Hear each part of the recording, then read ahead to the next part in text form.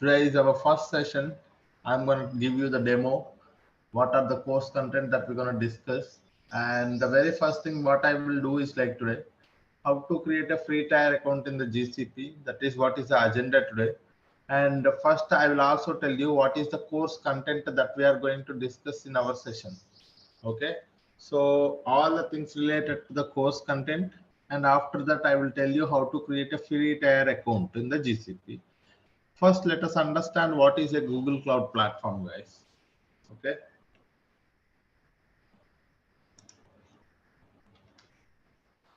So GCP, what is GCP? Guys, we are seeing nowadays cloud platforms become very famous because cloud platforms are mainly responsible for the cloud computing. Okay, so all the computation required for the data engineering or Kubernetes or application development, everything will be taken care by the cloud platform itself. Likewise, in the Google Cloud Platform is one of the leading cloud provider like AWS and Azure. So it is also providing you the cloud computing services. Okay. If we have to say what are the services that the GCP is providing, okay, in terms of a data engineering, you can look at the databases that it is providing and also big data tools, big data processing tools, so many other. So these are the things that the Google Cloud provides. For example, there is a compute engines, Kubernetes engines, app engines, likewise cloud functions, serverless platforms, fully managed services. Okay. So all of these things that the Google Cloud platform is providing for us. Okay. In our session, what we are going to discuss this, let me open a OneNote where I'll tell you what is the course content that we are going to discuss in our session and a later point of time. So if you guys have any questions, I will we will spend the time to discuss the discuss if you guys have any questions. And let me tell you what is the course content first. So here is the course content, guys. So as we already know, as I mentioned, Google Cloud Platform is providing a pool of cloud computing services such as Google storage and database services, as well as big data services. Okay, here also you can see Google big data services. Okay, so in our session, what we are going to discuss is these are the things that we are going to discuss in our session, guys. Google storage and database services. Okay, the very first service that is what we are going to discuss is Google Cloud Storage. What is a Google Cloud Storage? Why it is important? What kind of a tool it is? What kind of a data it is going to store? All the things related to the Google Cloud Storage. And not only that, very important things about is like security aspect, because Google Cloud is one of the scalable and secured platform. So when you say secure platform, how do you make sure that it is secure? So with the help of the access control, with the help of the retention policies, with the help of the bucket access. So all of these things we are going to discuss. And after that, we are going to look at the cloud SQL. Okay. For that one, let me actually open my pen.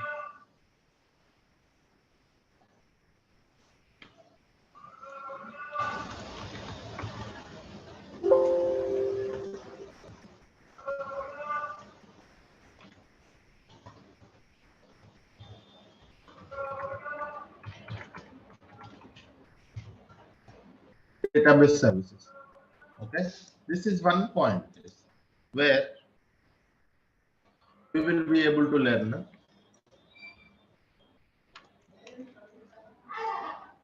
storage and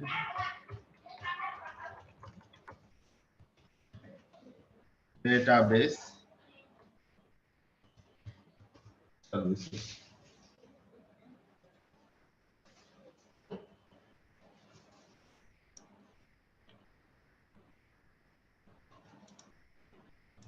Okay, in this one, we are going to first see Google Cloud Storage. Yes, Google Cloud Storage is acting as a data lake in the GCP. So we are going to learn all the concepts related to the GCP. So it is acting as a data lake. So we will learn what is a data lake, why it is a Google Cloud Storage is having a considered as a data lake here, how much amount of data we can store in the Google Cloud Storage, all of those things we will see. Okay, and we will see practically how to create a bucket and how to upload objects and how to work with the Google Cloud Storage with from the Cloud Shell or Linux commands. So all of those things we will see, guys. And one more thing. So this is a storage perspective. What about the database perspective? So for the RDBMS solutions, RDBMS, we have Cloud SQL and Cloud Spanner, guys. So we have two services which are considered as the RDBMS solutions, Cloud SQL as well as Cloud Spanner.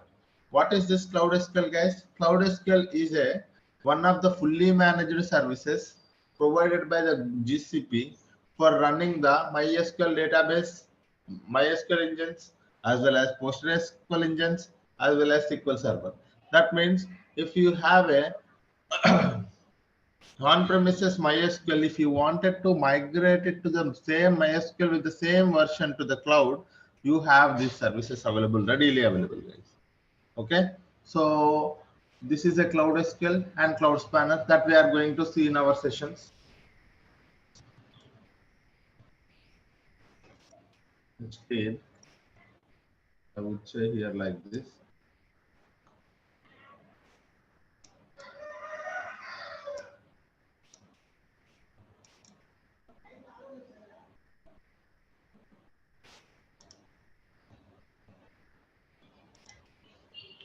Storage services.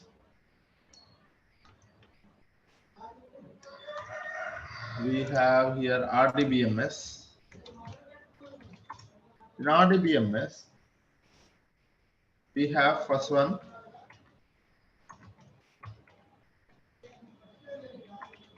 Cloud SQL, second one is Cloud Spanner. Okay, these are the two services comes under RDBMS. What about a NoSQL databases, guys? If you ask me, so in a NoSQL databases, we have a big table.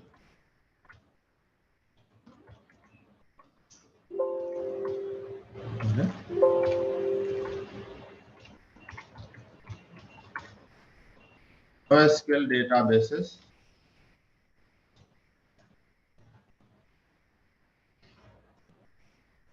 So we have big table, and we have one more thing called data store. Okay, so these are the two databases acting as a NoSQL databases in the GCP. One is big table, one more is data store, guys. Okay, so these are all storage and database services. Okay, what is one is Google Cloud Storage, one more is Cloud SQL, Cloud Spanner, and the third one is a big table and data store. So these are the Google Cloud Storage and database services. Okay. So what about the other big data tools that we are learning, sir? If you ask me, the big data tools that we are learning here is because we do get the data from a multiple data sources, right? We do get the data from multiple data sources. Once the data from a multiple data sources we have, we are going to first send it to the storage layer or a data lake or a staging layer. Once we have the data in the staging layer, we wanted to send the data to where, guys? We wanted to send the data to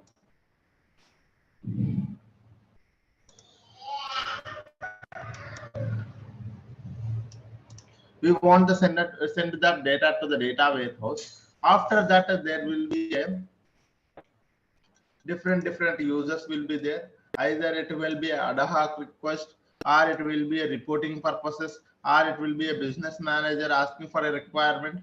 So there will be different requirements. So based on those requirements, we are going to create some insight tables on the data warehouse. Those will be used for the reporting purposes, or those will be used for the decision making purpose. Okay, so this is how it looks like this. if I wanted you to understand clearly. So here data will be first ingested into the data lake. So here it can be an RDBMS.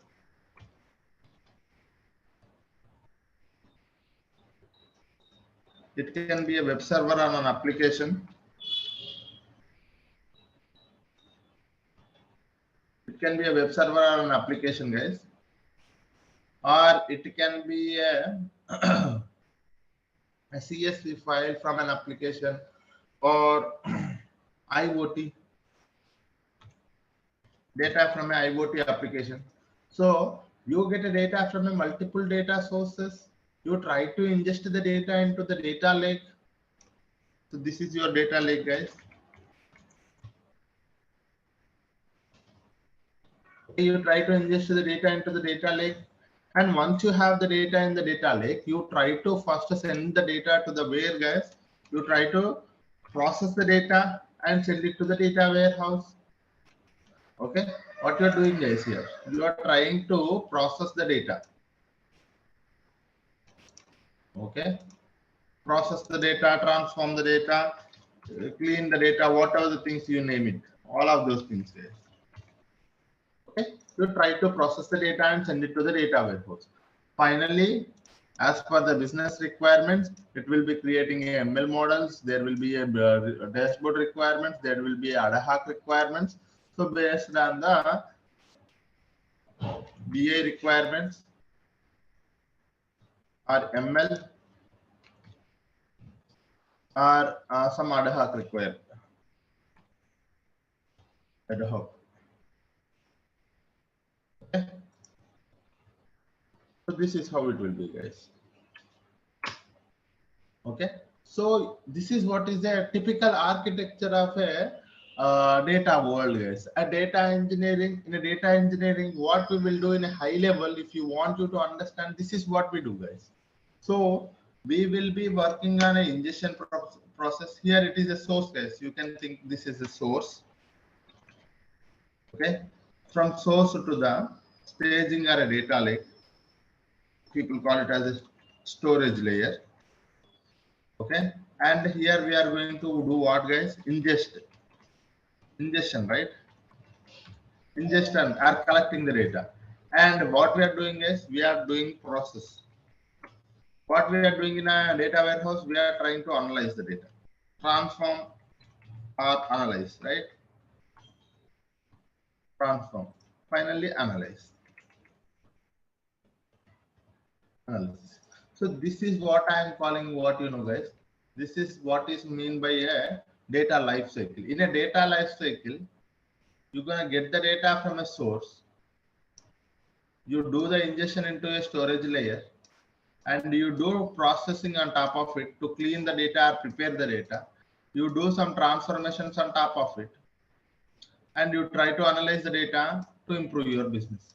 So this is what is called as a data life cycle.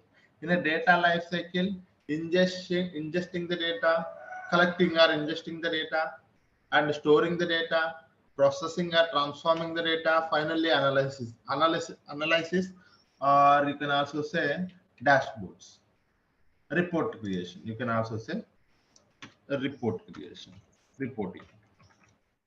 Okay, reporting. Okay, so this is what is the typical life cycle, data life cycle, guys. In a data life cycle, this from the source to the finally reporting, that is where your destination is, right? You are going to create some dashboards, or you have a table that you can do directly do the analysis, or you ingest the data and finally store it in a one, instead of a storage layer, you can just mention it as a storage layer, storing, data storing. Okay.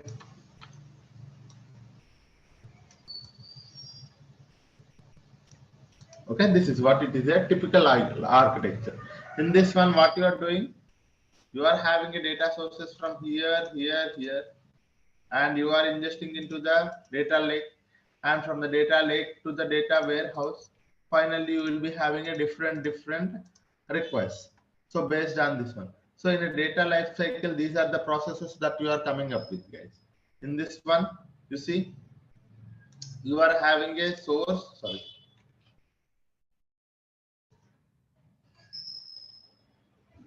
you are having a source, ingesting, storing, processing, as well as transforming the data. So this is what is a typical architecture. It will be real. This architecture is very helpful for you to understand the data engineering, guys. But here, what are the RDBMS? So, okay, sir, this is a data engineering life cycle. But you tell me, what are the RDBMS technologies that we are going to learn in our sessions?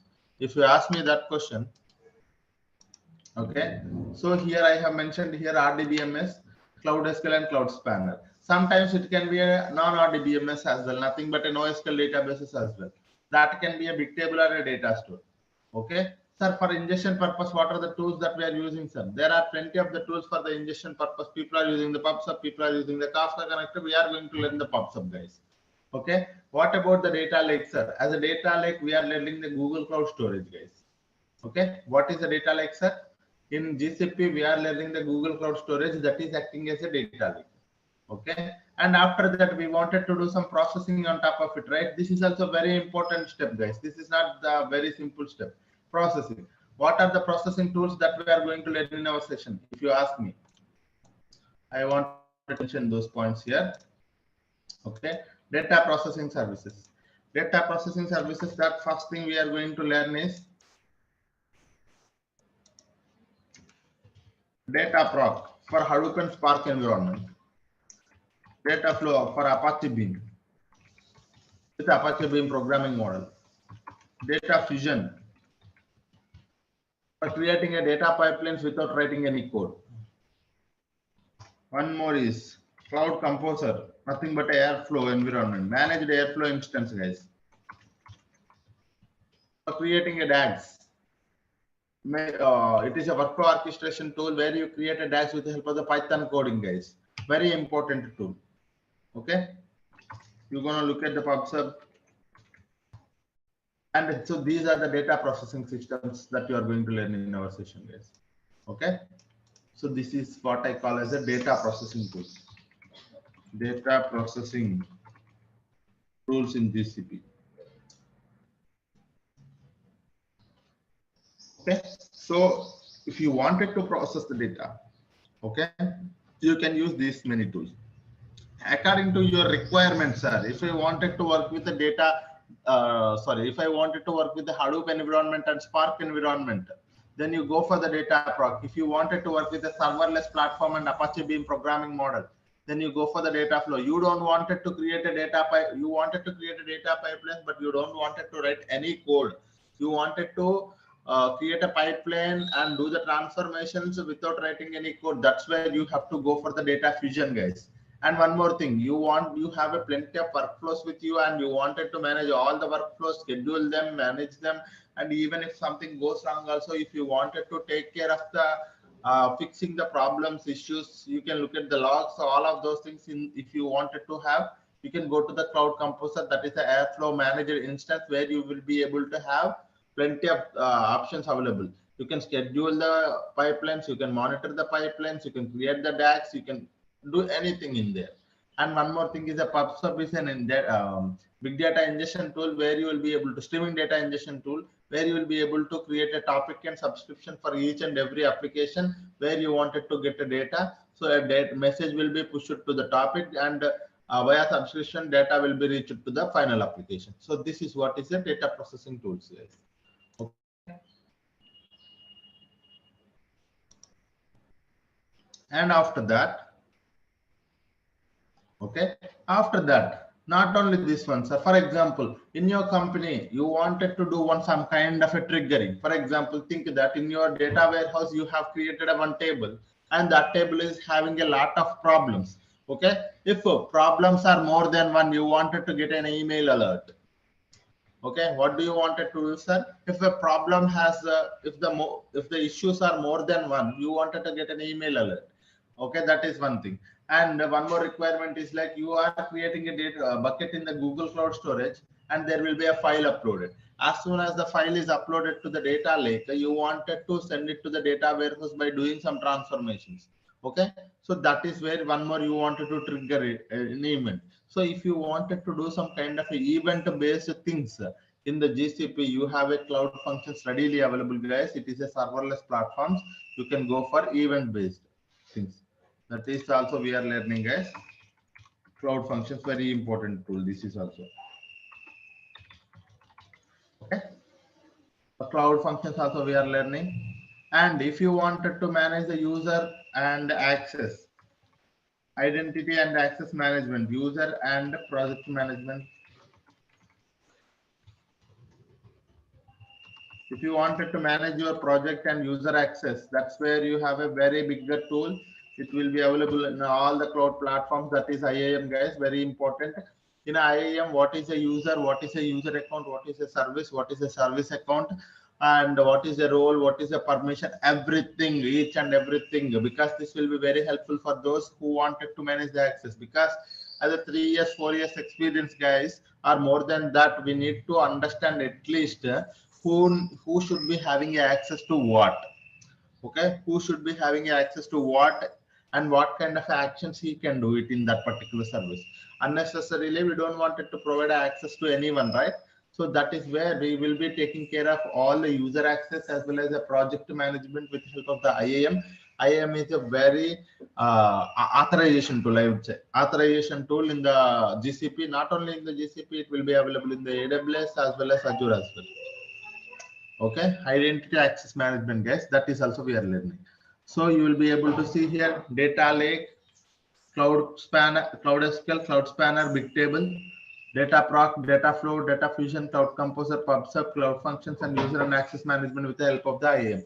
So these are all the tools that we are going to learn in a very detailed manner. Okay, data processing is here. And I sorry guys, I actually forgot a very important tool, that is BigQuery. That is our data warehouse, right? That is also comes, actually that is not a data processing tool, that is a data warehouse tool.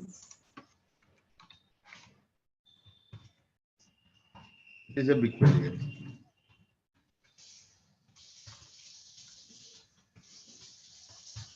Sorry. BigQuery. Okay, what is a BigQuery, guys? BigQuery is a modern data warehouse. It is acting as a data warehouse in the GCP.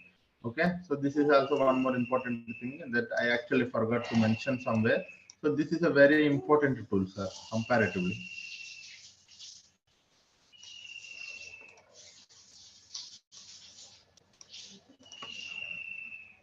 Okay, so this is all about the data warehouse, and if you wanted to connect it to the data warehouse and do some BI activities, we have a data studio and data looker, but we are not just focusing on those data visualization part, but at the end of the session, how people are connecting it to the data warehouse and doing some dashboards on top of our data, how and how it will be helpful for them. So we will see for those things, but it is not too much deeper, guys. This course is only responsible.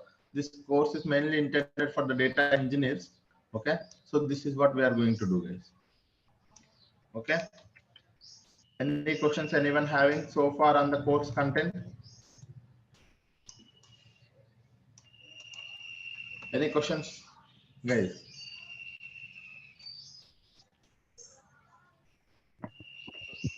Yeah, hi Saidhul, good morning. Yeah, good morning everyone. Yeah, so in this course content, did you cover all kind of like a AD authentication, like Active Directory part is or not? so that is comes under IAM. Yes. Okay. Yes. And cloud functions. Okay. Yes, So it's a kind of like a developer tool. it's a data engineering. Which Okay. one you are asking? Cloud functions is a developer tool. Yeah, no. I'm asking. Basically I'm a .NET developer. So can I Okay, consume those services to how my of course. intention is to create service with authenticated Sure. authorized service, and I can consume that service through .NET. That yeah, you can learn a lot of things here. Yes. Yeah. Thank you. Yes. How much frequently will be using SQL? Your voice is very less. I couldn't actually hear. Yeah. How much frequently will be using SQL queries? Yeah, frequency of SQL queries. So I would like you to understand that SQL and Python becomes very famous here in the data engineering. If you wanted to see Cloud SQL, Cloud Spanner SQL, BigQuery SQL, and even if I go to or data proc, and if I wanted to work with the PySpark, I'd be using the Python plus SQL plus Spark. Okay, so again it comes in SQL, and data flow SQL, data fusion, no tool, cloud, it's a Python. So this is how it is, guys. If you wanted to understand all the concepts, whichever, whatever I am saying, so you would be able to, I'm expecting prerequisite for the course is a basic, or at least a basic knowledge on, medium knowledge on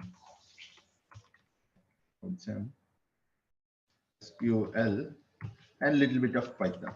Little bit, at least what is the data type. Okay, all the data types, if you learn it in the Python, that is enough. Okay, but SQL, I would expect a medium knowledge, guys. Okay, so it is, SQL is very important, and as a data engineer, if you wanted to grow, SQL is very much important, and you should be able to understand all the concepts. For example, what are those concepts? Are all the data types, or actually how to create a table, how to delete and update table. Those things are DDL commands and DML commands, and aggregations. Okay, so basic, I would say. So the concepts that you can focus on the SQL and Python, I would like to explain here, guys, so that if you are familiar with these concepts, you are well and good. Okay, in SQL. Okay, so all DDL and DML. So these are the basic things. I know you have to just focus on how to create a table, how to delete a table, how to truncate a table, how to update a table, these things. Okay, and after that, I would expect you to have a aggregate, learn about aggregate things, aggregate functions. Okay, and one more thing is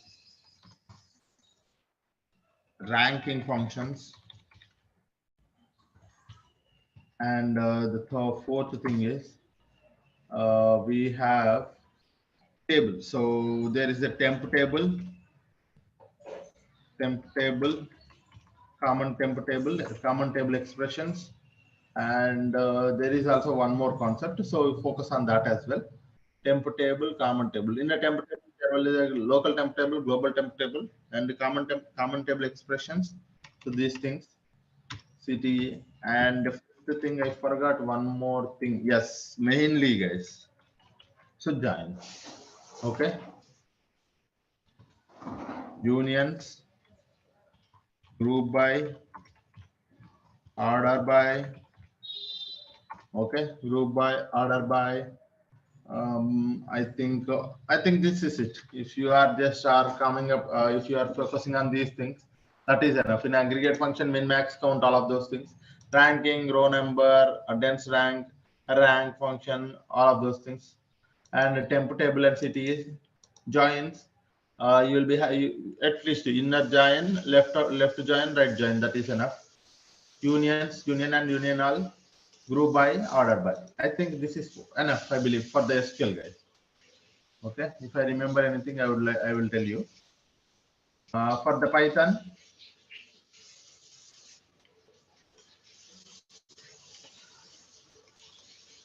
Python, I would expect you to have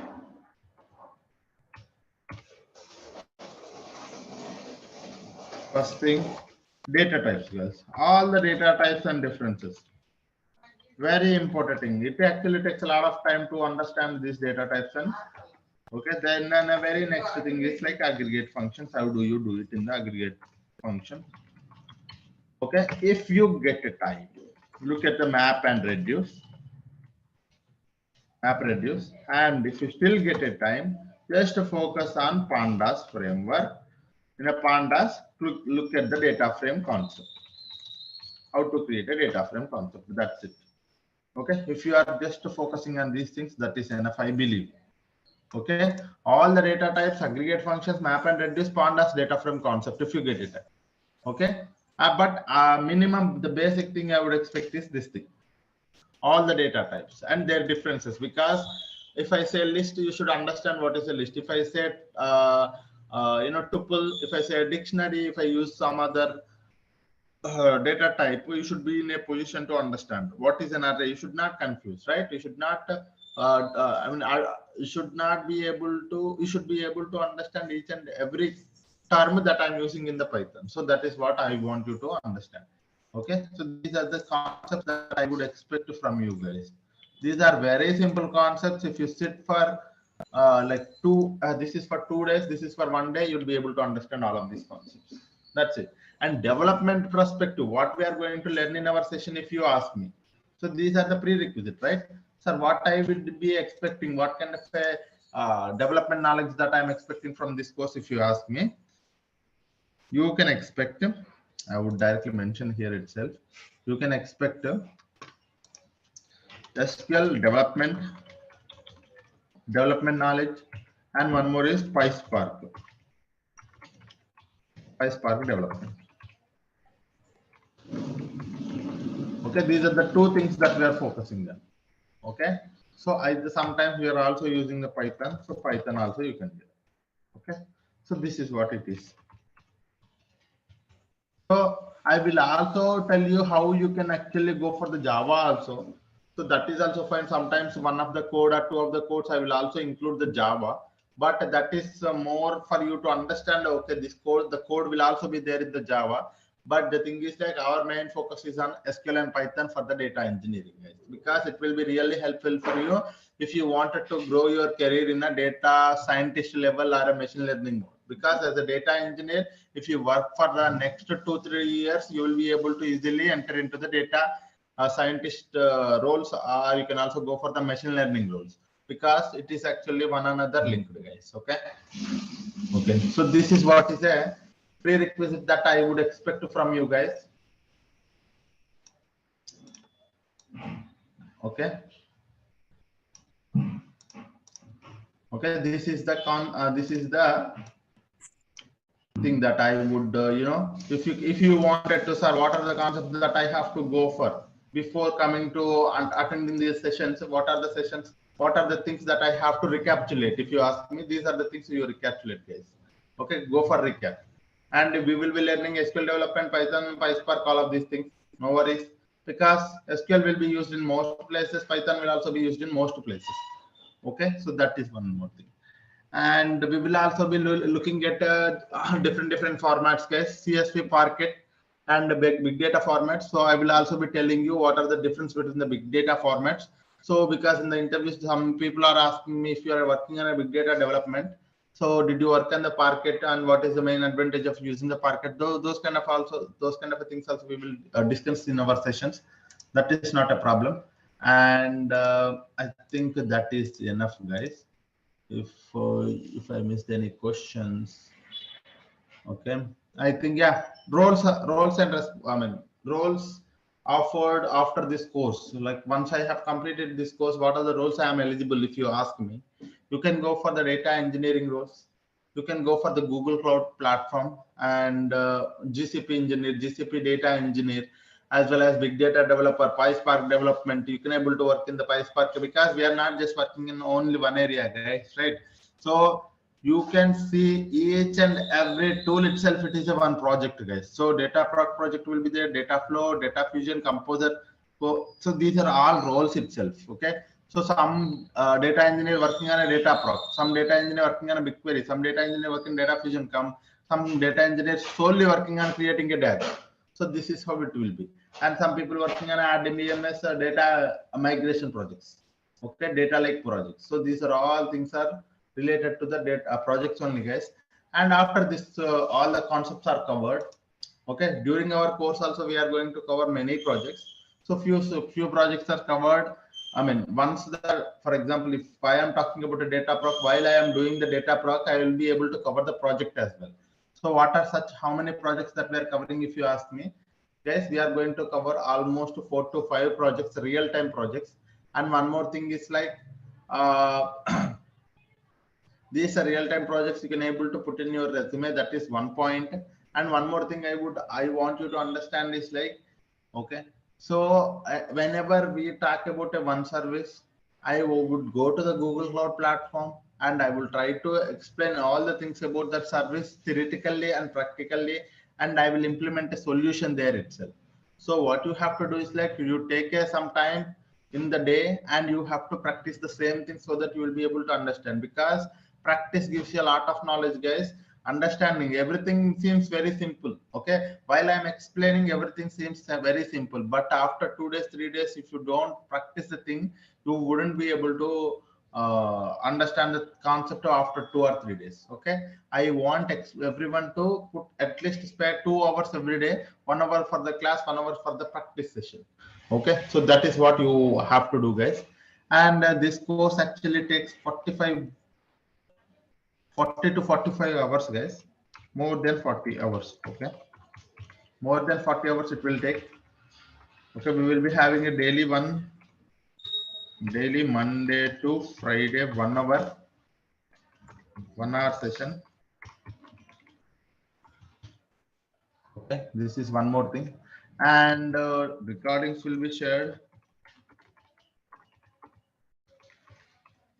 to your emails. You will get a recording, guys. And one more thing is like what I actually forgot. Course duration, course content, daily 1 hour session. I think this is it, guys. Okay. Okay, this is one thing. And someone is asking me if you guys have any questions, you can ask, guys. Fluorescent dues, please. Hi, sir. Good morning. Yeah. Yeah. So the thing is that no, I am a VMware guy. Come from last 8 years, I'm working in VMware. So this platform is completely new to me. So is that a good decision to go for that this course? Yeah, it will be really helpful for you guys for going to this course. It will really helpful for you. And because why I'm saying is like a data engineering is a foundational course. And one more thing, in our course, I will be starting from very basic to the advanced. I cover sometimes what is a data. I mean, because when we talk about a relational databases, I would talk about what is the data, what are the classification of the data, what is meant by structured, unstructured, semi-structured data. And one more thing is like what are the types of databases available, DBMS, RDBMS, and NoSQL databases. So from starting very basic to the advanced level where we will be able to automate the data pipelines. Automation, until the automation we will be covering Okay. every aspect. So this course will be really helpful for you if you wanted to build your career in the data engineering. Data engineering is not simple, guys. One more thing I want you to understand, very trending technology, very trending. As data keeps on grows, data engineering will be a very trending and hot job for getting a lot of opportunities. First thing, because data keep on grows, data engineer will be in a trending job. Okay, and there will be a plenty of opportunities and highly paid job, guys. If you go and look at the highly paid jobs in the world, data engineering is one of the job which is a highly paid jobs. Okay, yeah. Someone is Okay. asking So for a duration. The course duration is 40 plus hours, and course fee you can able to contact the team so that they will be able to help you on the course fee, guys. Okay. Yeah. So one more thing, sorry for interrupt. One more thing. Yeah. So as you mentioned, the prerequisite that SQL and Python is needed. So, but I don't have that knowledge. That's the reason I'm getting. So that is the reason. There are people here who does not know the SQL. There are few of my students who does not know the SQL and Python. But what I suggested them is like the only thing. Why my point of mentioning the concepts here is this one. You take a snap of this one. If you wanted to build your career in the data engineering, you take a snap of this page and look to go to the Google or YouTube or anywhere. There are plenty of resources for SQL and Python. Only focus on these concepts. I'm telling you, it wouldn't take 3 to 4 days. Okay, getting the basic knowledge on these concepts, it wouldn't. That's the reason I have mentioned here the concept. There's no point of mentioning the concepts if you guys already know it. So there are few people who does not know the SQL, who does not know the Python, but still they wanted to enter into the data engineering world. So that is why I have mentioned here the SQL concepts and Python concepts. You take a snap of it and keep it with you. And we will be going to the deeper concepts. It takes 1 week or 1.5 weeks when we enter into the deeper concepts, main concepts. Meanwhile, for this next 5, 6, 7 or 1 week plus 10 days, you will be able to focus on these concepts and get a knowledge on it. Okay. Okay. Yeah. Thank you. Yeah. MySQL or MS SQL will be Both are using. same. All are same. Both are same. No worries. Yeah. Okay.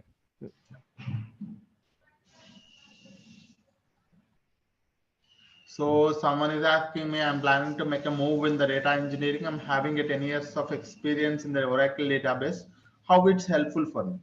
I'm telling you, if you are coming from a Oracle database or if you're coming from a, same background like MySQL or a support engineer or whatever the data, if you are working in a data world already, this course will be really helpful for you. You can get a good opportunities. First thing, a lot of hike you can able to expect, guys. A lot of hike you can able to expect. Okay.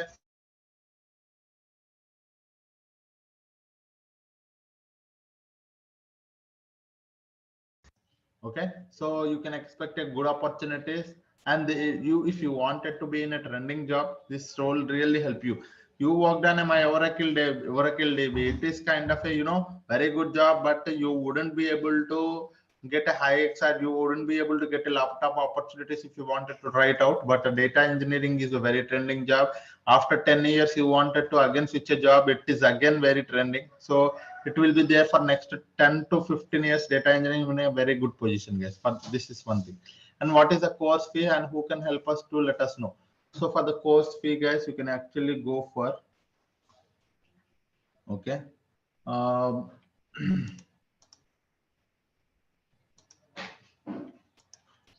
you can contact the IT team. Okay. So they will help you on this thing. Yeah. Any questions anyone having? Some people, okay, sorry guys, there are plenty of questions in the chat. I would try to explain one by one. Okay. And so is this course specially catering the data engineering with GCP and generic cloud computing with Google Cloud? Both. Okay, that is both, guys. Any project included in this course? Of course, guys. Don't worry about the project. Real time when I started my working, and still I am working in the projects. So those projects are I have created as a data engineering project here. Even with the triggering and cloud functions also I have created how actually the cloud functions will be used in the projects, how a BigQuery will be used in the projects. So those are real time things. You need not to worry about it. How long this course is helpful for you? Sorry, might have missed as you just joined. And this course will be a 40 to 45 hours, close to 2 months, guys. You can think of this course takes close to 2 months. We will use SDK, guys. I sometimes tell you how to install the SDK and all of those things. Yeah. Did you cover cloud computing engine? Yes, cloud computing engine. What is a cloud computing engine? What is a Kubernetes engine? What is the app engine? Basic concepts related to that we will be covering, guys, but not more than that. Yes, because it is a data engineering course. While attending the interviews for the GCP data engineer, the expert certification in GCP data engineering. Certification is mandatory for attending the no, guys. Okay, no. It is not mandatory, but if you have a data engineering certification, this will be really helpful for you. Okay, that actually gives a lot of, if there are 100 points, out of that 10 points or 15 points will be added to you by with help of the data engineering certification. But that's not directly get you the job, land you a job, but the concepts that we are going to cover, if you are having a good knowledge on all of these concepts, this will be really helpful for you to get a job. Yes. So one more thing I want you to understand, whenever I was talking about a one concept, let us just say, okay, let's just say data lake. When we are talking about a data lake or a BigQuery, so for a data lake, I'll try to give you some assignments, guys. Okay. And whenever talking about a BigQuery, I will try to give you 2 to 3 data sets for your assignment. Okay. You have to, what you can do is like you spare your time and focus on the answering those questions. Okay, so that you will be able to, when you try to complete those assignments, you will get a lot of knowledge and creating a lot of knowledge and using that particular solution. Okay, that is one more thing. And the data engineering is not all about the development, it is also about architecture, guys. So you have to focus on, it's not that I should use the BigQuery in a very good way. It's not like that. You should understand that how the BigQuery is, how we can use the BigQuery for a very efficient manner, and how BigQuery helps in a GCP, and how it is different from the other cloud tools and other on-prem tools like Hive as well as Redshift and Synapse. So you have to understand that concept as well. So our aim of the course is to get a development skills as well as the architecture points, because architecture also very important for us to understand. Every data engineer should go to the data architecture and machine learning solutions. Okay, so this is what we have to understand. Any other questions anyone having? Okay, so you can expect this thing from our course, guys, both actual development plus architecting. So these are the two things that we can expect. And I have mentioned here the all the course details on the chart, guys. You can also go through it. Okay. So time of the timings, I actually forgot to mention the timings, guys. The timings are same timings, guys. 7:30 to 8:30 a.m. Okay, same timings every day. Okay, so these are the timings. Yes. Yeah. Any questions anyone having? Yeah, Saidhul, I have one question. So I'm Yeah. expecting just I have to create one sample web application. Then how I want to deploy that application in the cloud? Is it possible to cover in this session? I mean, in this course content or not? Actually, for the deploying the pipelines and deploying the things that we are going to discuss, but application, because we are not an application developer, so that thing is not covered. Okay. Thank you. But creating a data pipelines, deploying those data pipelines, because that is where we are focusing on as a data engineer. Yeah. Okay. Thank you. Yes. Yeah. Someone is asking a batch time that I have mentioned here, guys. On premises to the cloud. Yes. Data migration on premises to the cloud that we are covering. Yeah. Any other questions, guys? Anyone?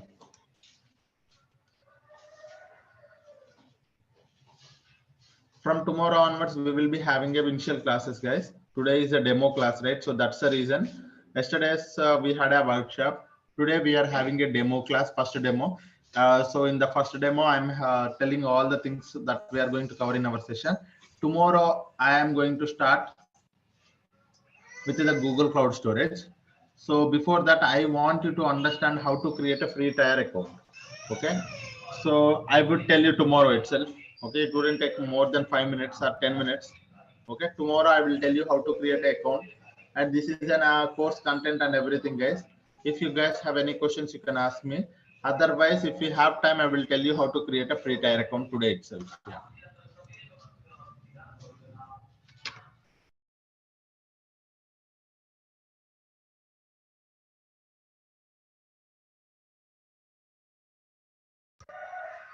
Okay, guys. So this is it for today.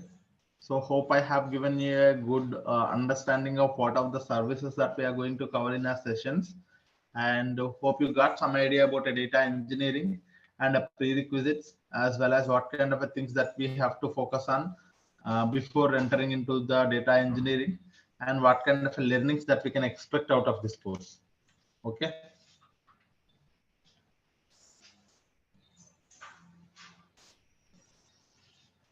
Okay.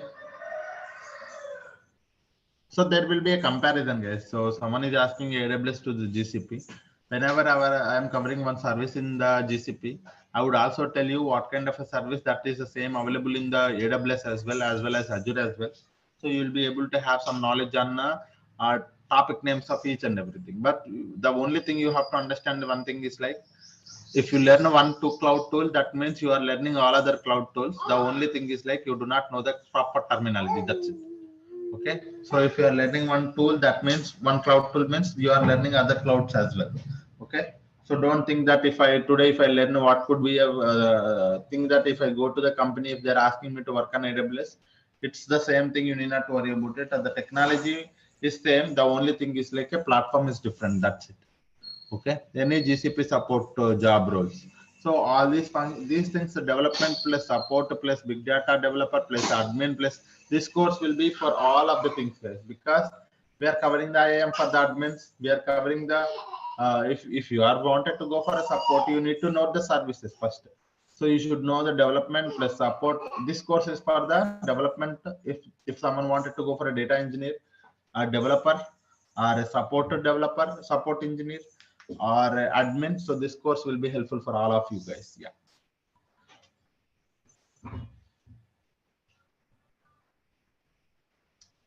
Okay, guys. Any questions? Okay, guys. Thank you all. Okay, it's so it's almost 8:30. So I'll be here for next 2 minutes. If you guys have any questions, you can ask me.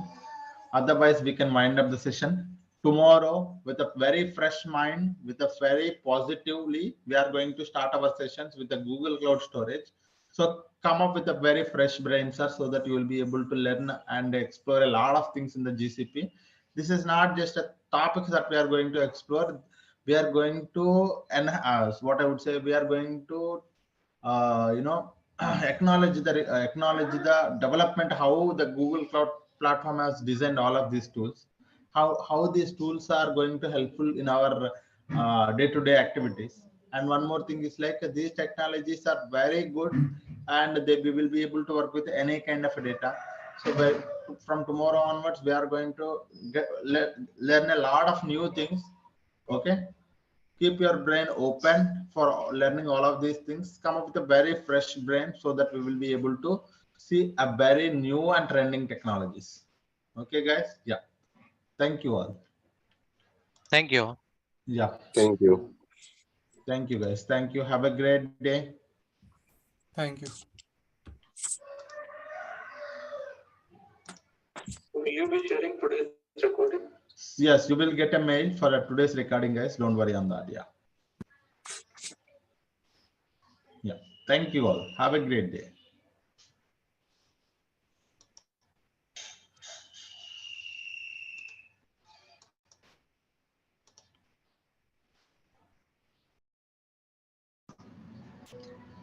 Hello, everyone. Good morning. Welcome to the session today. Hope you guys are doing good.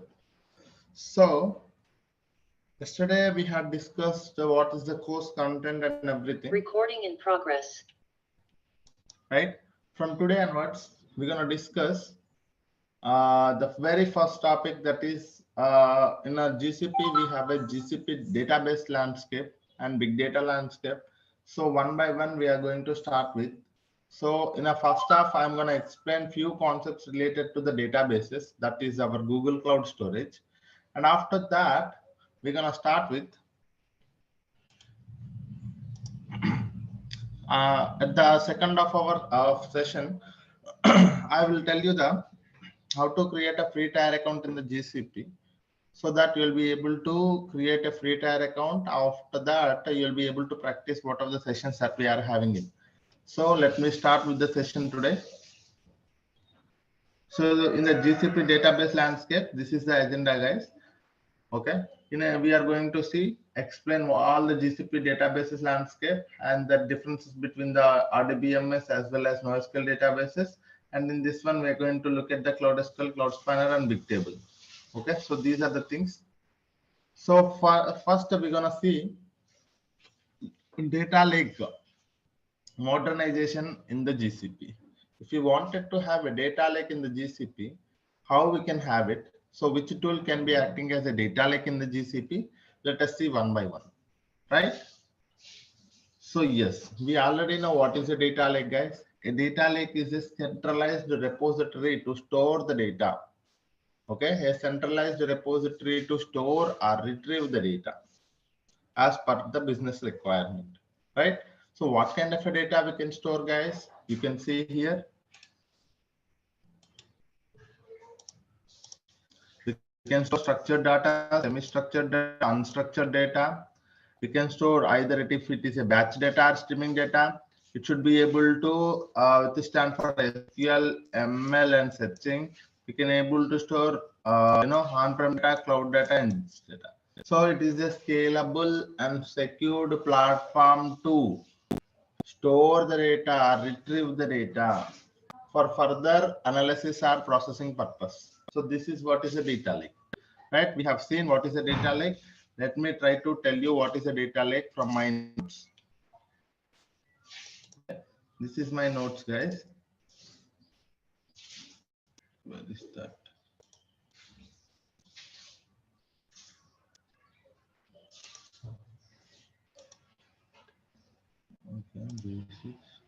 Yeah. So this is what it is, a data lake. I hope you guys can see my screen clearly. Okay. So usually you get a data from a multiple data sources. So in a data lake, the data lake should be withstand to store any amount of data that is coming from a multiple data sources, and it should not restrict any data format. It should allow any data format to be stored, any amount of data to be stored, and it should be scalable platform and also secured platform. Okay, so that is what is a data lake. A data lake is a centralized repository to store or retrieve the data. And what kind of data we can store, guys? Any kind of data we can store here. Okay, and do we have any restriction on the number of files that we can store here? No, there is no restriction on the number of files that we can store in the data lake. Okay, and it is a scalable and secured platform, right? So this is what is the definition of a data lake. Now let us see data lakes using a GCS. In a Google Cloud platform, we have Google Cloud Storage is acting as a data lake. What is that? Let us see now. Okay, so this is Google Cloud Storage is as a data lake in the GCP. So what is a Google Cloud Storage, guys? So let me go to the paint and try to explain you guys one by one.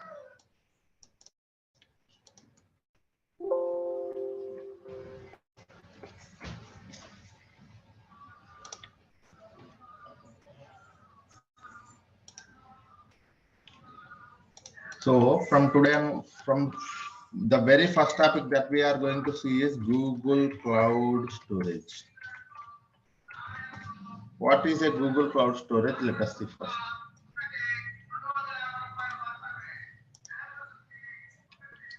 Okay, so Google Cloud Storage is one of the fully managed services in the GCP. What is this one, sir? One of the fully managed services in the GCP. What do you mean by that, sir? What is mean by fully managed service? Sir, I want you to understand what is mean by fully managed. For very first thing, I will try to tell you. Sir, if you go to any cloud platform, okay, if you go to any cloud platform, the services in the cloud platform are categorized into two things. One is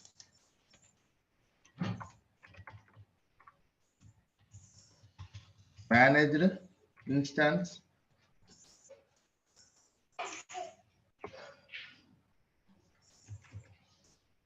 okay, not managed, virtual machine.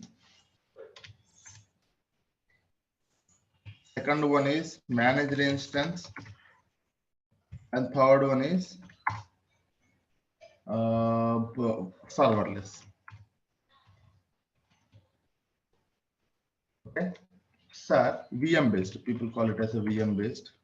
Okay, these are the three categories. If you go to any cloud platform, the services in the cloud platform are categorized into three. One is VM based services. One more is managed services or fully managed services, and third one is serverless. What do you mean by that, sir? In a VM based services, okay, for example, look at your laptop. In your laptop, if you wanted to work with any of the Python coding, or if you wanted to develop one application, what do, sir? You manually download one software like Python application, and you will provide some resources to that, and you will try to install that, and after that you go for the application development. What do, sir? Whatever the requirements, whatever the resources, whatever the infrastructure required for your entire application development, you as a person taking care of it, taking considering from the laptop itself. So you need a laptop. That laptop needs to have some kind of resources, and that laptop will have its own configuration. And on top of that, you will again download an application and install on top of your laptop, and again you try to develop an application. Likewise, in a VM based, an entire virtual machine will be given to you, so that an entire virtual machine will be given to you. 1 minute, guys. Sorry, I'm getting a call. 1 minute.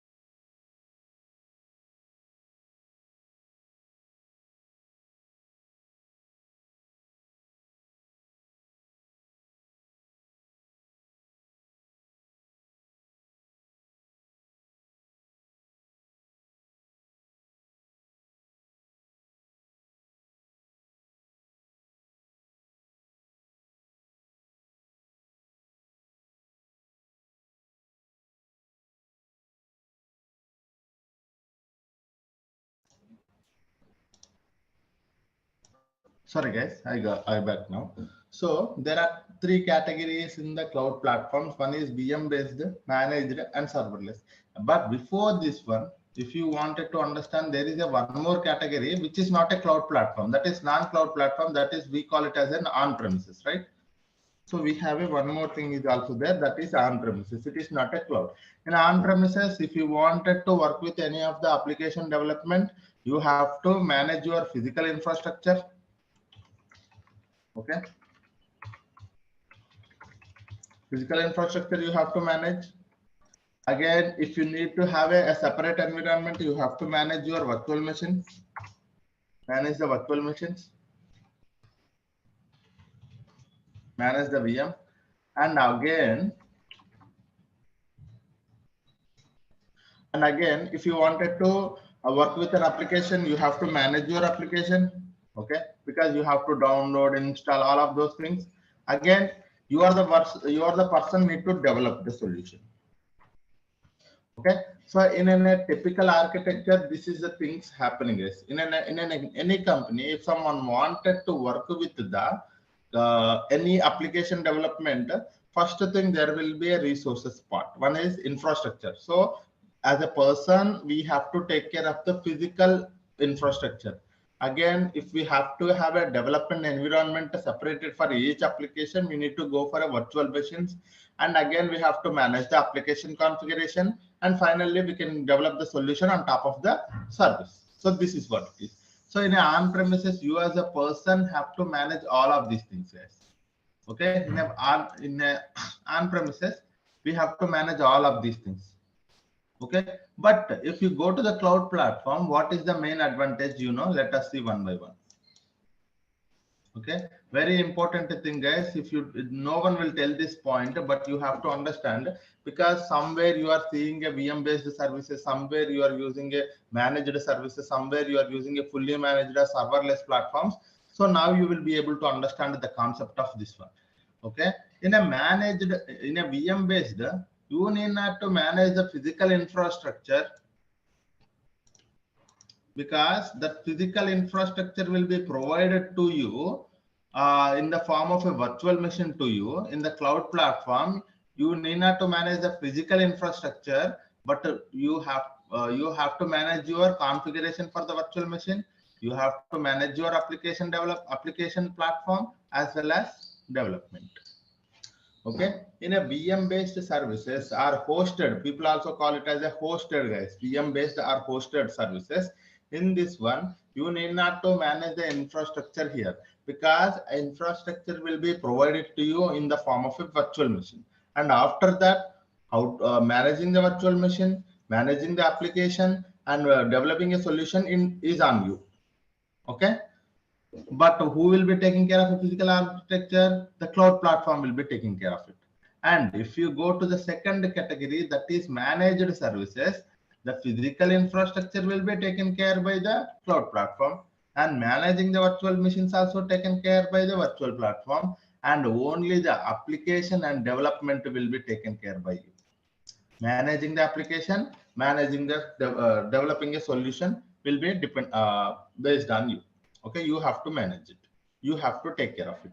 Okay, and if you go to the serverless platforms, the name itself it is saying, you need not to worry about a physical infrastructure, you need not to worry about a virtual machines, you need not to worry about a platform.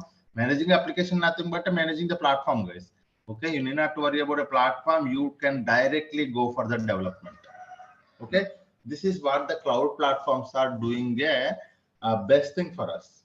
Okay, because they are taking care of a lot of burden from us. If you go to the virtual machine based, an entire virtual machine will be provided to you. When they have given a virtual machine to you, all the configuration will be given to you, guys.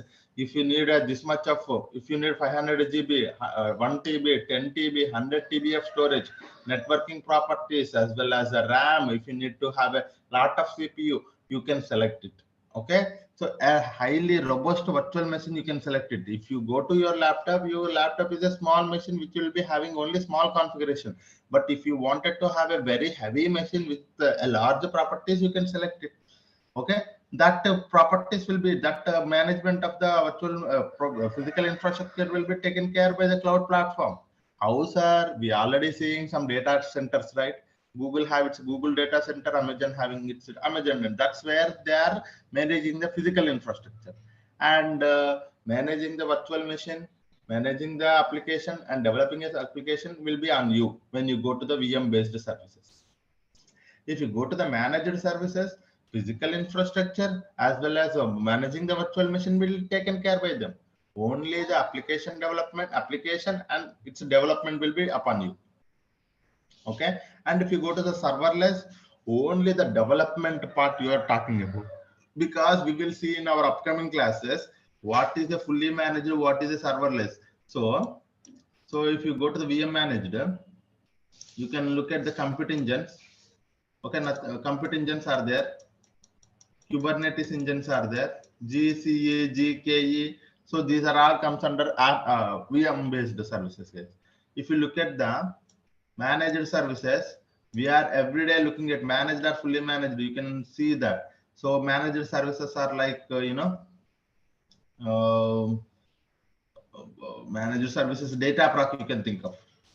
Very good example, Dataproc. Managed services. And for the serverless, BigQuery is the best example. Dataflow is a one more example. So you need to categorize the services in such a way that it will be very helpful for you to understand it. Because in a company, if a client asks you whether what kind of because we are looking for a serverless platform, you should be in a position to understand what is the serverless platform. If they are looking for a semi-serverless platform or a managed services, you should be in a position because serverless platforms provide you a lot of benefit when you are when you talk about a cost. Okay, when you talk about a managed services, the cost will be okay, and you have to manage some amount of things like managing the application. So there is some burden on you managing the application. So you have to take care. Your team has to take care about managing the application. But when you go to the serverless, your team need not to worry about application management because you can directly go for the development. All other things like physical infrastructure, managing the virtual machine, managing the application will be taken care by the cloud platform itself. If I talk about a GCP, the same thing. Okay, we have a cloud platform. When I say a cloud platform, we have a GCP is there, we have AWS is there, we have Azure is there. It is common for all of these things, sir. It is not only this concept is similar, this concept is same for all of it. Is in general concept.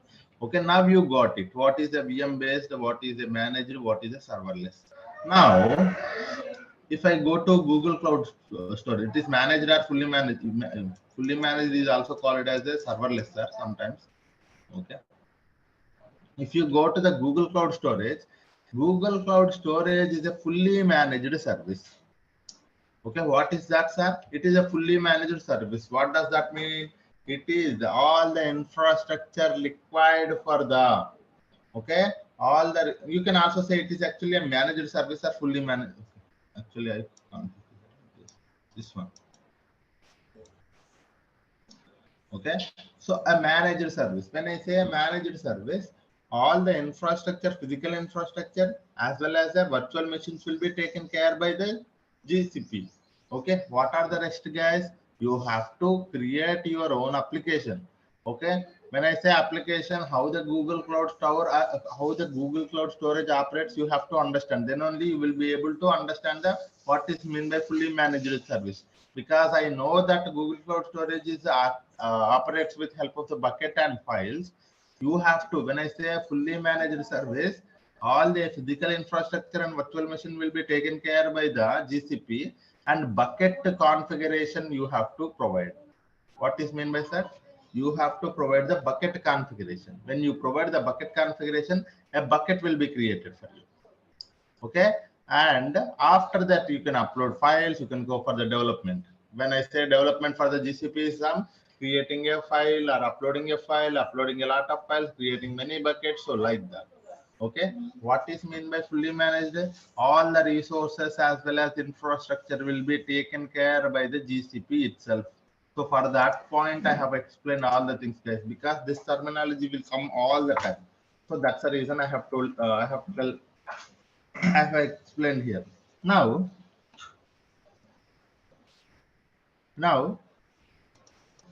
sir, it is now I understand that it is a fully managed services. So the infrastructure will be taken care by the GCP. That is fine.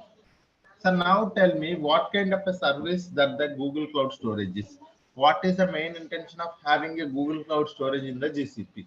So if you ask me, it is a service for storing and retrieving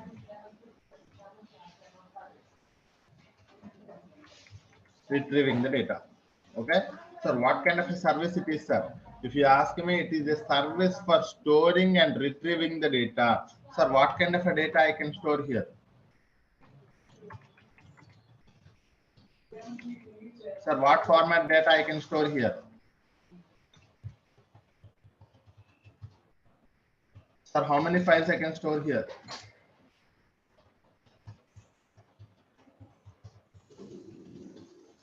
Okay, sir, how much amount of data I can store here?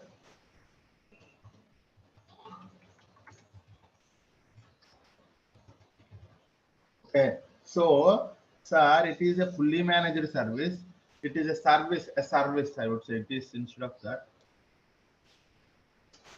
a service for storing and retrieving the data. So when I say talking about storing and retrieving the data, how much data I can store, any amount of data, any number of files, any format data, any kind of a data, we can able to store in the GCS, guys. Okay. So this is what is the main intention. What is the purpose of a Google Cloud Storage? If you ask me, it is a storage and retrieving tool. You can store any amount of data, any number of files, and if you wanted and need to have a, if you wanted to have the data to be retrieved at some point of time, you can also retrieve this data. Okay. So this is what it is. And one more thing. So how the Google Cloud Storage operates? Okay, sir, it is a fully managed, that is fine, and the purpose of the service is also fine, but how it operates? Okay, how it operates? Sir, it operates via bucket and files.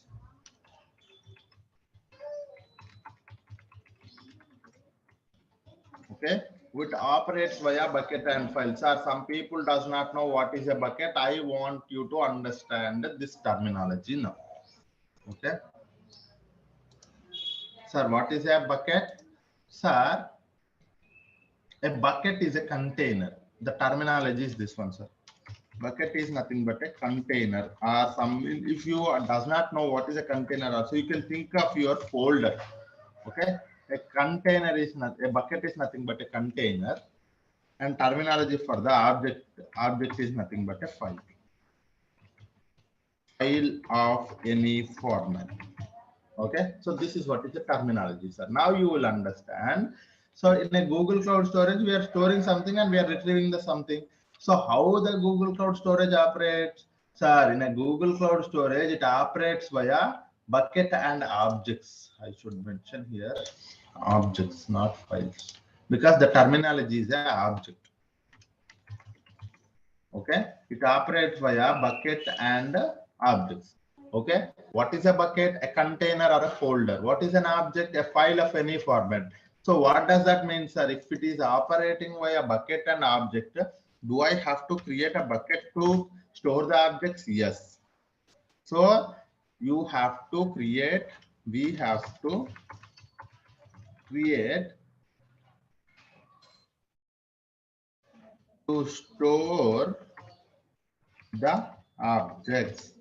Okay, we have to create a bucket. We have to create a bucket. So any number of buckets you can create it, any number of files you can upload it to one bucket. So this is what is it. This is how the Google Cloud Storage operates. Okay, how the Google Cloud Storage operates, sir? A Google Cloud Storage operates via bucket and objects. So in a terminology, what is a bucket, sir? A bucket is nothing but a container, and an object is a file of any format. and we have to create. If I wanted to store some data, what I have to do, sir? If I wanted to store some data inside a Google Cloud Storage, what I have to do? I have to go to the Google Cloud Storage and try to create a bucket, and inside that I can upload the objects. What do you mean by objects, sir? It is nothing but a data, nothing but a file, right? So this is what is, it is how operates. Sir, so far everything seems good. The fourth point I want you to understand that it allows, Google Cloud Storage allows worldwide storage and retrieval. Okay, that means, what does that mean, sir? I do not know. One more basic concept it is coming, sir. You have to understand, there is a concept of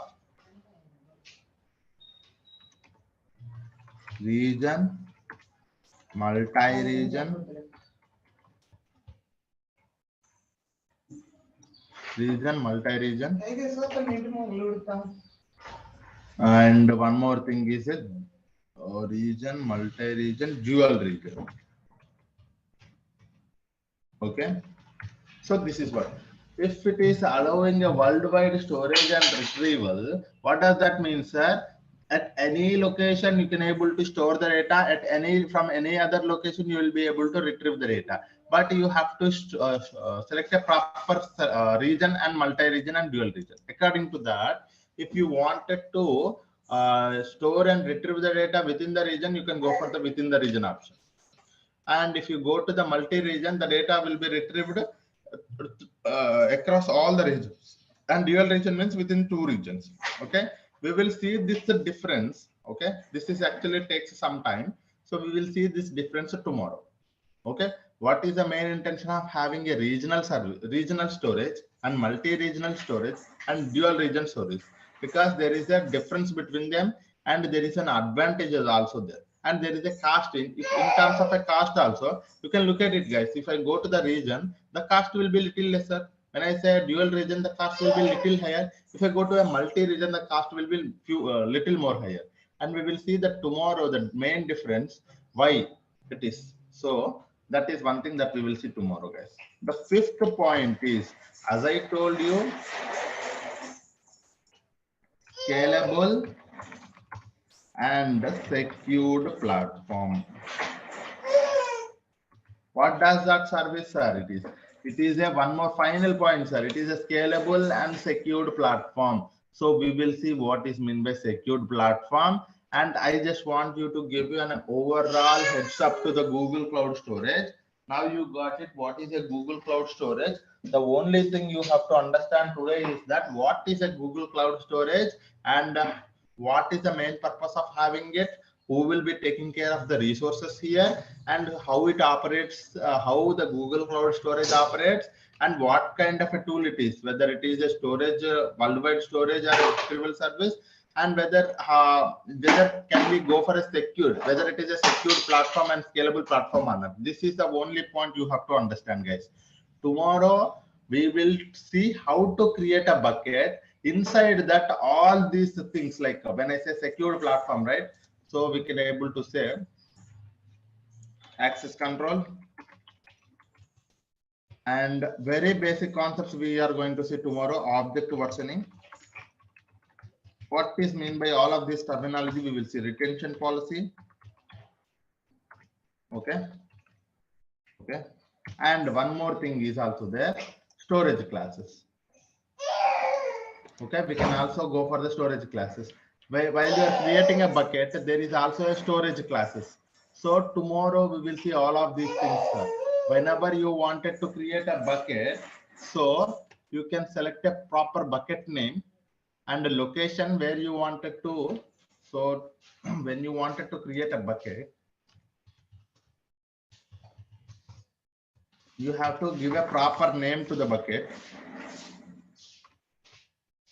Okay, you have to give a proper name to the bucket, and you have to select the location of the bucket, and you have to select the proper storage class for the bucket, and we have to select the access control, and we have to select the object versioning and retention policy.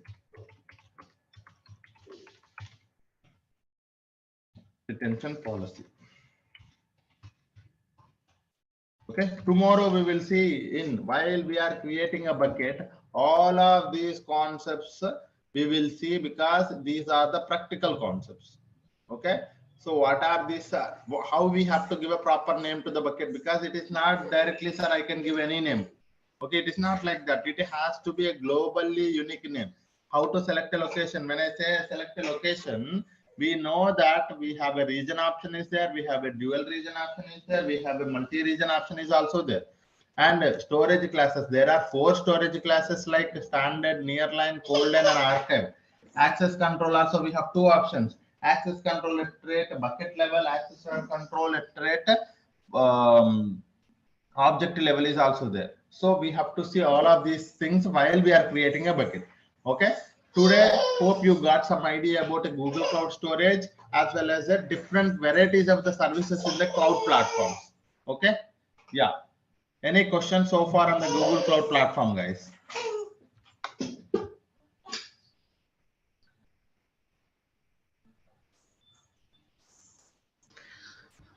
If we created a storage in a region type, after that we can change to a multi-region or dual region after uploading the files in region. No, that's what. So there are few properties that you can change it. There are few properties once the bucket is created, you cannot change it. Okay. So that is, I have actually properly documented that. Tomorrow, I think we will see.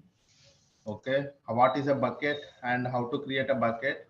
So bucket configuration. See, when you look at the bucket configuration here the location, you see for the location, this is we have selected a US West one and it is not editable. Okay, so when you create a bucket, you cannot, once you have selected a proper location to that bucket, you cannot later edit it. If you wanted to edit it, you just have to delete your entire bucket and you have to create your bucket with that particular location. Okay, that location is a region, multi-region, dual region as per your question, right? But there are few things, as you selected a storage class standard as well as access control fine grained, so labels if you wanted to add. So these are the editable properties. Okay, so this is a metadata of the bucket. There will be a metadata for the object will also be there, guys. There are 2 things: metadata about object, metadata about bucket. So in a metadata about bucket, you will be able to understand which properties can be changeable even after the bucket is created, and which properties cannot be able to change later after the creation of the bucket. Okay, so as we talking about, once a location is selected, location type region is selected, you cannot change it later. Hope I have answered your question. Yeah. Sir, one question. Yeah. So in terms of, suppose we create a bucket and we have it in one region, and suppose we don't want to delete that bucket, we just want to replicate that bucket and keep a duplicate of that, and with added functionality in terms of adding location as well. So can we do that? Yes. So this is for, it's a one scenario that what you wanted to do is like you have 2 buckets, right? It's 2 buckets, right? It's not only 1 bucket, right? So as I told you, because I'll tell you why I said 2 buckets, because when you wanted to create a bucket, the name of the bucket is globally unique name. Okay, you cannot give a same name to the 2 buckets. First thing. Okay, so when you give it 2 names, that means if they are two buckets, right? So what do you wanted to do is like whenever I upload a one file to one bucket, you wanted to have that same file in one more bucket also, because you wanted to copy the data. So that kind of scenarios that we can see in our upcoming topics, because I have such kind of scenarios we can easily have with help of the cloud functions. I will create a one cloud function code. That cloud function code will be doing is like, it is a serverless platform. In the backend, what it will do, it will try to copy whatever the data that you are uploading to the one bucket, and it will copy it to the one more bucket, so that whenever you do that activity, it will be backend, it will be doing this activity as well, so that there is a copy of your data. Okay. Okay, got it. Yeah, this can be done. Yes, we will be having such kind of scenarios, plenty of practical scenarios we are seeing. And I want you to, if you are coming across such kind of a scenarios in your company also, you tell me, we will implement that solution. Okay, so that we will do, guys. Okay, I just don't want you to tell you a course and stop it here. I just want you to, if you guys have such kind of a scenario, sir, I am facing this kind of a problem, so can we implement such kind of a solution, or can we at least see an architecture for this solution? So that kind of scenarios we will see if you are coming across. So please let me know. That's not a problem. And someone is asking a question, can you teach how to create a bucket via SDK? Sir, yes, we will create a bucket with the help of the Cloud Shell. Yes, of course. So I will tell you how to create a bucket two ways, sir. You can also see here. So because each and every, I want you to understand this point. I think I might not have told you this point. So let me tell you this point. Where is this? Yeah. So, sir, very important thing. I will write it here. There are two ways. There are more ways, but mainly two ways for me. Two ways to interact with GCP services. There are actually two ways for me. Okay, I don't know how people say, but for me, in my classes, I will tell there are two ways if you wanted to interact with the GCP services. One is UI, one more is code. Okay, one UI is nothing but a console. Code is nothing but a Cloud Shell or Cloud SDK. Okay, or SDK, Cloud SDK. Okay, this is what. In UI, we know that how we are interacting with the help of the user interface, nothing but a drag and drop, clicking something. That is what is a UI. If you wanted to interact with the services, if you wanted to use any service in the GCP, you can go with this way. Okay, this is a manual process. Sir, I wanted to create a bucket, or I wanted to delete something, or I wanted to interact with the Google Cloud Storage. You can also interact from the code, that is Cloud Shell or Cloud SDK, from anywhere. So these things also we will be seeing, guys. It is not that we are also looking, because I wanted to understand the concepts via UI, but tomorrow I wanted to automate it with the help of the code, because we are not just stopping here, because there are professionals who are automating the processes. Automating can only be done with help of the code. So there are two ways to interact with the GCP services. Keep this in mind, sir. Whenever you are getting any doubt, anything can be done with help of the UI, anything can be done with the help of the code. Okay, creating a bucket. Tomorrow, if I wanted to create a bucket, yeah, sorry. Through code, we can use REST API also. Yeah, through REST APIs also we can use it, but most of the people using these things. So even I am covering these two only. That is the reason I have mentioned REST API is also there, and there is also one more thing is also there, mobile application also. But most of the times we will be using this thing only. Even in the companies also, people use UI as well as Cloud SDK or Cloud Shell. Yeah. Okay. And one more question: any Terraform Ansible tools required for automation? Sir, no. Any Terraform and Ansible tools required for automation? No, sir. Our main intention is to have a data to be created and automated with the help of the pipeline. So that is what we are going to do. That is SQL plus Python is enough for this course. Yeah. Okay. Yeah. In real time, we will be creating the bucket, or admin team, they will create the bucket and hand over to us. No. So there are two ways. So if you go to, there are two, it depends upon your company, guys. If you go to the MNC companies, you will be having a dedicated team for the admin. So they will be doing the admin activities. Admin, I would not say admin. So there are two, admin, or you can also DevOps. Okay. They will be taking care of the resources, infra related things, they are taking care of it. Okay. But if you go to the tier 2 companies, tier 3 companies, what they do is like something like startups or some low base, I mean, not product, some basic product based companies are, you know, if you go to small scale companies, what small scale? Okay.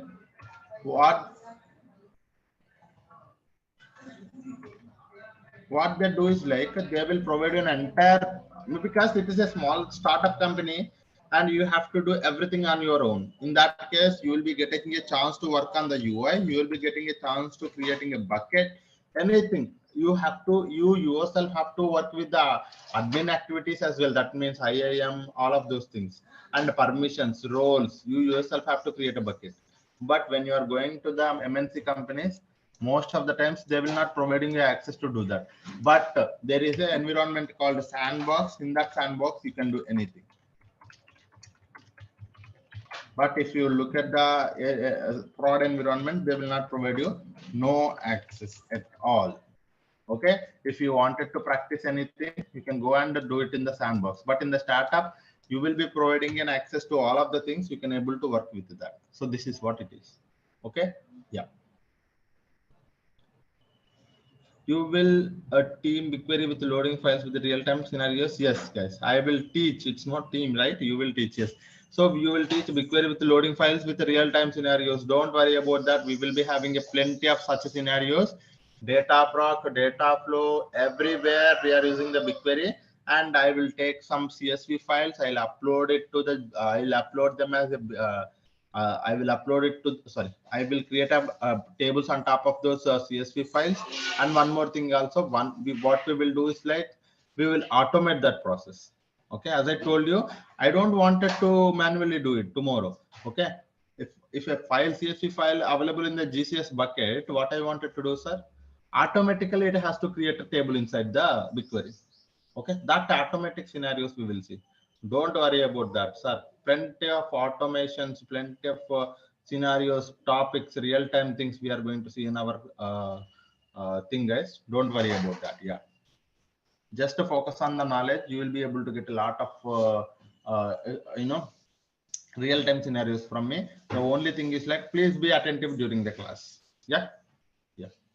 Now, so this is enough for today. What I will do is like, I will try to tell you how to create an account.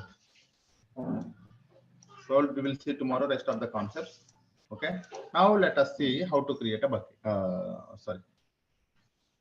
It's already 8:20, guys. Okay. So let me, can we see it tomorrow or shall we see it today itself?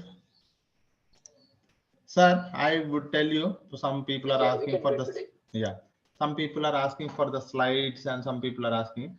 So slides I may not be sharing with you, but what I will do is like, I will share you the material. Okay, what is that material? It is a very robust, and you see the material for the Google Cloud Storage tomorrow. Today we have seen, right? What is the Google Cloud Storage? This is access to my notes I will give you, sir. What is a GCS? How to create a bucket, all the concepts, high level concepts, and note. Oh, here I have mentioned, sir, whenever you use any service in the Google Cloud platform. Okay, this is one more thing, two costs associated. One is storage cost, retrieval cost. Tomorrow we will see this point.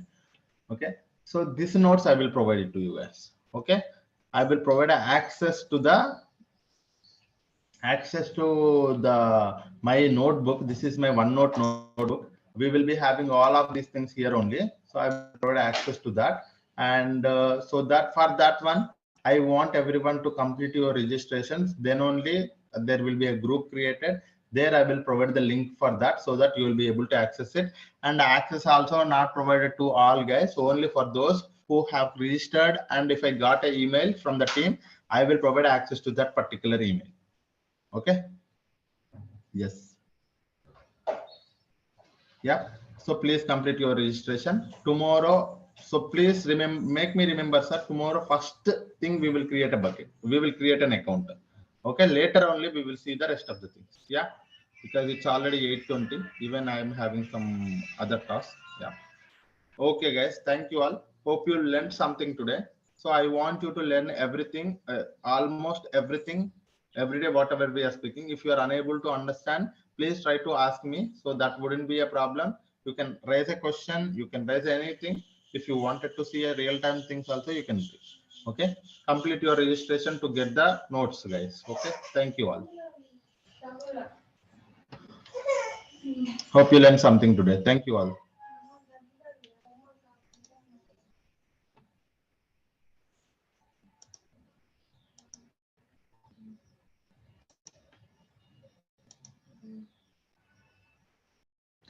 Hello guys, very good morning everyone. Hope you guys are doing good. Welcome to the session today. So let us start the session. If you remember, yesterday we had discussed about the introduction of the Google Cloud Storage, right? What is a Google Cloud Storage, guys? Google Cloud Storage is one of the fully managed service. What does that mean? One of the fully managed means fully managed is nothing but all the resources required for the managing the files as well as storing the files and retrieving will be taken care by the GCP itself. We need not to worry about that thing. The only thing we have to worry about is like how to create a bucket and how to upload a file. And after that, how to make sure the data is controlled and need not to worry about the resources required to build this GCS. And one more thing, we have to worry about what are the storage classes we need to take care of it, and the location as well as object version. And what kind of a tool it is, guys? If you ask me, a Google Cloud Storage is a service for storing your any type of a data, any kind of a data, any number of files we can store here. And how the Google Cloud Storage operates? Google Cloud Storage operates via bucket, okay, and objects. What is a bucket, guys? A bucket is nothing but a container to store your objects. And what is your file object, guys? Object is nothing but a file. Okay, it allows worldwide storage and retrieval. It is a scalable and secured platform. So this is all about a introduction to the Google Cloud Storage. Now the question is how to create a bucket. Sir, as I told you, if I wanted to work with any of the service in the GCP, there are two ways. One is via console, one more is via command line tool. Okay, so let me open. Okay. So if I wanted to work with a interact,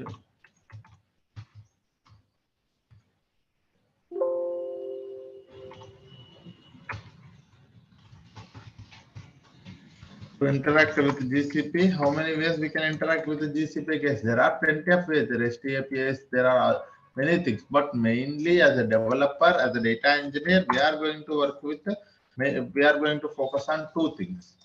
Okay, that is, one is user interface. That is what we call as a console. One more is command line tool. That is your shell or SDK. Okay, so this is these are the two ways that we can work with. Now the question is how to create a bucket from the console. That is one thing, and also how to create a bucket from the command line tool. So these are the two things that we will see, guys. Okay. So now let us see. Let me go to the console and tell you how to create a bucket and how to interact with the, and while creating a bucket, what are the things that we have to take care? One by one we will see. And likewise, how to create a bucket from the command line tool. That means with the help of the commands, with the help of the Linux commands, how to create a bucket also we will see. Okay, all of these things one by one we will see. Okay. For that one, let me go to my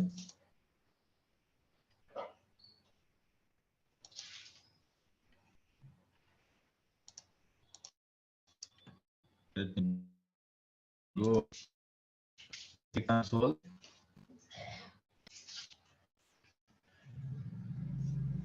Okay. Login in. I am logging into my console, guys. Google Cloud.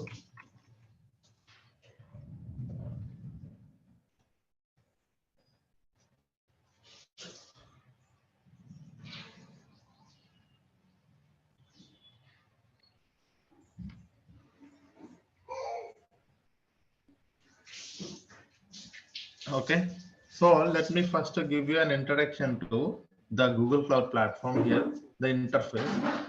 So when you enter, when you logged into your Google Cloud, so this is how the interface looks like.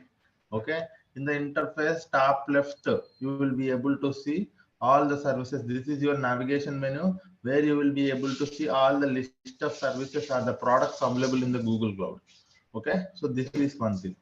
And one more thing, once you have here, so everything is worked by project, guys. Okay, this is something that we are going to start maybe tomorrow or day after tomorrow, about what is a project and how to interact with all of these things. We will see tomorrow, guys. But for now, just understand that.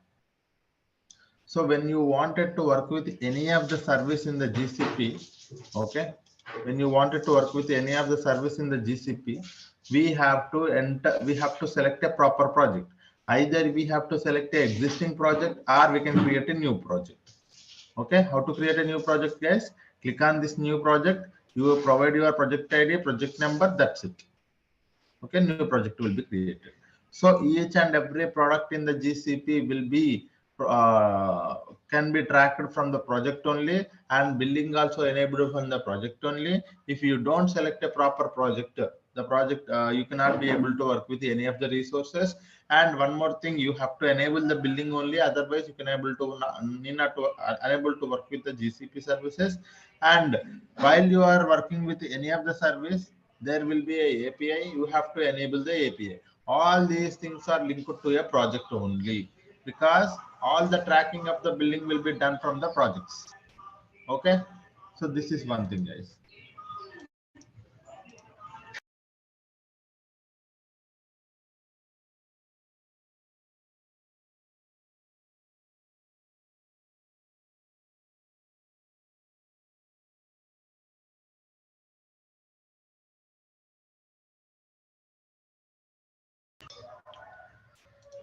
Okay, now once you have here, sir, if you wanted to work with any of the service in the GCP, either you can go to the left navigation menu, select that service. Like if you are working with the Google Cloud Storage, you can select here. No, you wanted to directly select it, you can directly search that particular service.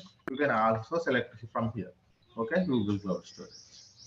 And after that, sir, there is a free trial status, how much amount of money that is left in your free trial status and how many days it is, you can able to see from here. Okay, and here this is where you can able to activate your Cloud Shell, sir. If we wanted to work with the Cloud Shell, nothing but a command line tool, where this is where the place you have to go and click on activate the Cloud Shell. When you click on activate the Cloud Shell, one more at the bottom you will be able to see a command line tool will be opened for us. It takes like almost 30 seconds. For the first time it can take 30 to 40 seconds. You see here a Cloud Shell terminal will be opened for us.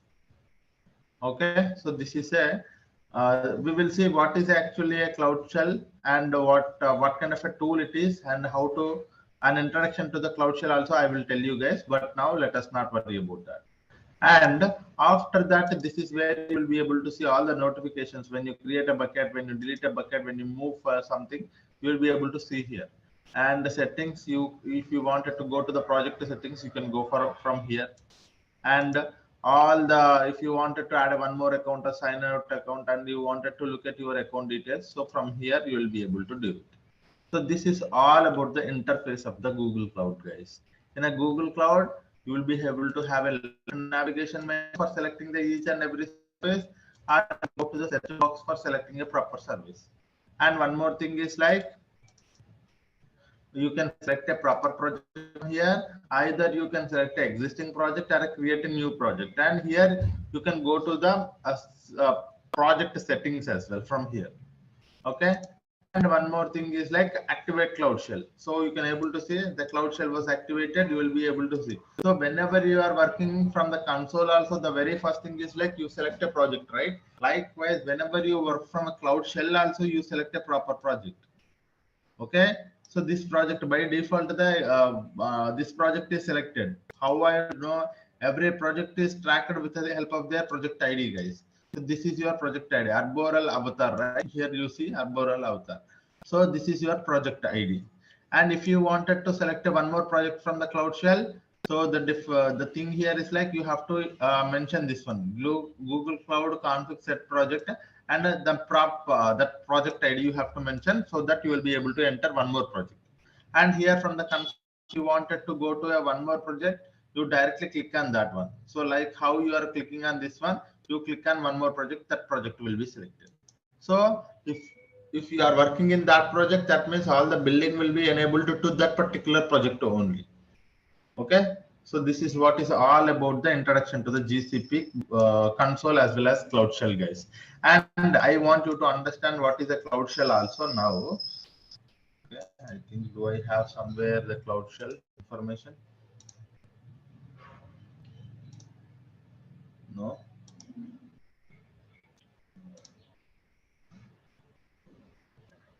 No.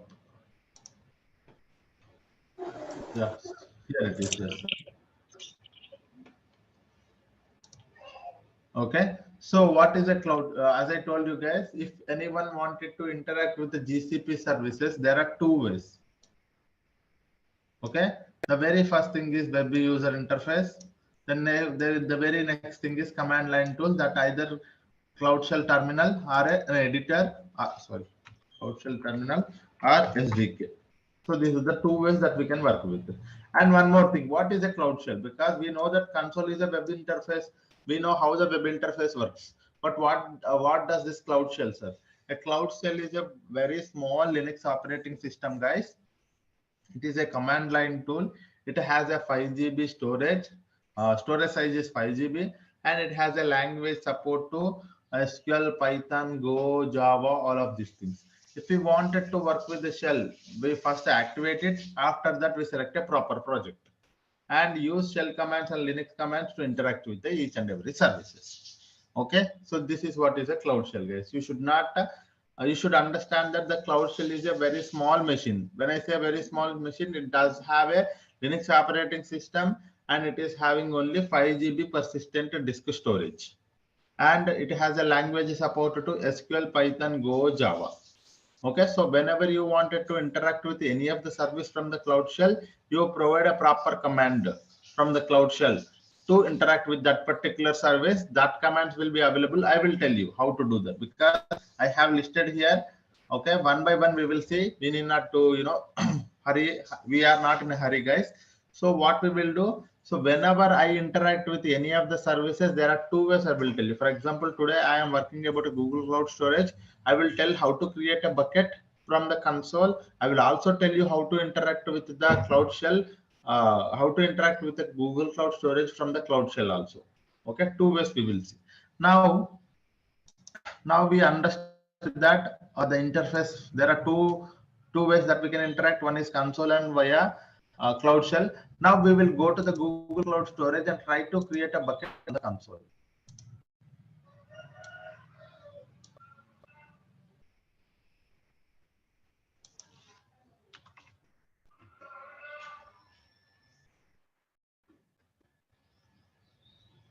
Hello. Yep. I have one doubt, sir. Yeah. So what is the difference between this Cloud Shell, which are working with the Linux operating system you told, no? Yes. What is the difference between this Cloud Shell and the SSH, which during the computer engine we are creating now? So there we are getting into the SSH. The same screen is getting what different is there? Where we will be able to interact with each and every service in GCP. And one more, this SSH terminal is only for that particular virtual machine, right? So you cannot interact with all the GCP services. If you want to interact with that particular virtual machine, what you provide some commands. You wanted to upload some file, you wanted to delete some file, you wanted to see some information, you wanted to access some information, you wanted to provide some permission. So all of those things are related to that particular virtual machine. Okay, there also you will be using a Linux commands, and those commands are also similar. But the thing is, like, it is only specific to that virtual machine. But here, Cloud Shell is a overall service or in general service or a primitive service where you can able to interact with each and every service in the GCP. All the resources, all the permissions, everything can be done from the Cloud Shell as well. So that is the main difference, guys. Okay. Okay, sir. Then what is the purpose of SSH? Sir, we can directly interact with what are the comments we are giving in SSH? The No, same no, command no. we can So you have to understand that one more thing is like if I wanted to interact, because see a virtual machine, as I told you, you have to understand this thing as well. A cloud shell is a small machine. When I mention a small machine, it have only the 5 GB persistent disk storage. And when you go to the virtual machine will be having a lot of storage.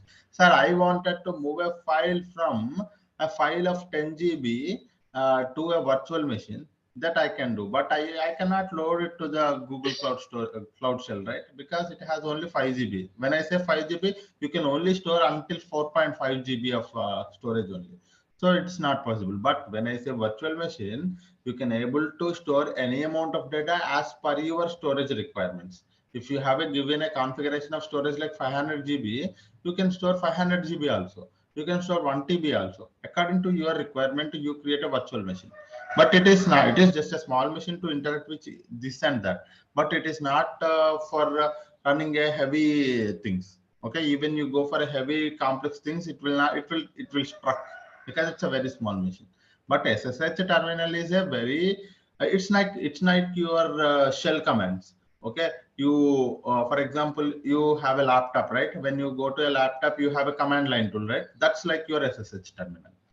Okay, that means when you wanted to work with your laptop, you have a user interface that you go do this and that. But in the command line tool, you have a command CMD. When you enter a command called CMD in your search button, you will be able to open that command line tool. You can also work with from the command line tool from any of the services. Okay, when you wanted to work with any of the services in your local laptop, so if you wanted to work with this thing, that thing, you can able to work with. So that is like your SSH terminal. Okay, a full machine and its own everything will be controlled by SSH. Not only the SSH. If you open, for example, if your virtual machine is a Windows operating system, then you can again do with a user interface also. Okay, but if you have selected Ubuntu or Debian, so then you can able to only work with the commands only in that case. So that is what that command line tool is, nothing but a SSH terminal. Yeah. Well, okay. Whether that G Cloud and GS Util, both commands will work in SSH. Of course, yes, it will work. G Cloud commands will work, yes. But you have to import it before that. Okay, because SSH terminal is specific to that virtual machine, but it does not understand the Google Cloud. Even though I am working in a Google Cloud, it does not understand. So what you do, you import all the modules. Okay, when you import all the modules, it will work. All the module fixed. So we will see in our upcoming classes. Okay. Yeah. Okay. So guys, Google Cloud Storage we are seeing, right? So how to create a bucket and how to interact with the how to create a bucket, how to create a folder, and how to upload a file inside this Google Cloud Storage one by one we will see now. Okay.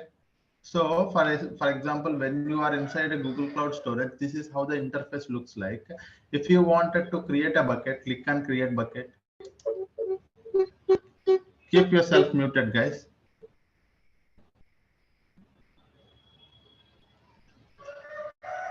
Okay, when you click on a create bucket, so as I told you, there are few things that we have to remember while creating a bucket. Okay, first thing, while providing a name of your bucket, we have to pick a proper globally unique name. When I say globally unique name, no one has used so far this particular name as a Google Cloud Storage bucket. Okay, so some disturbance, 1 minute.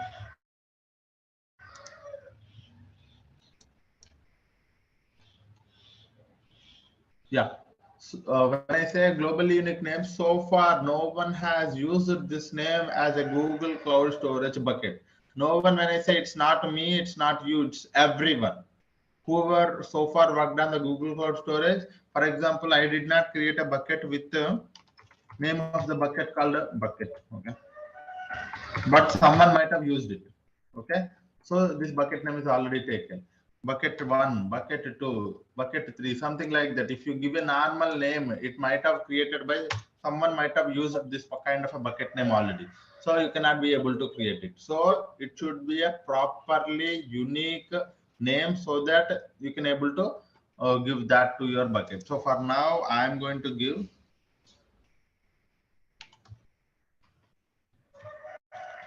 storage underscore bucket underscore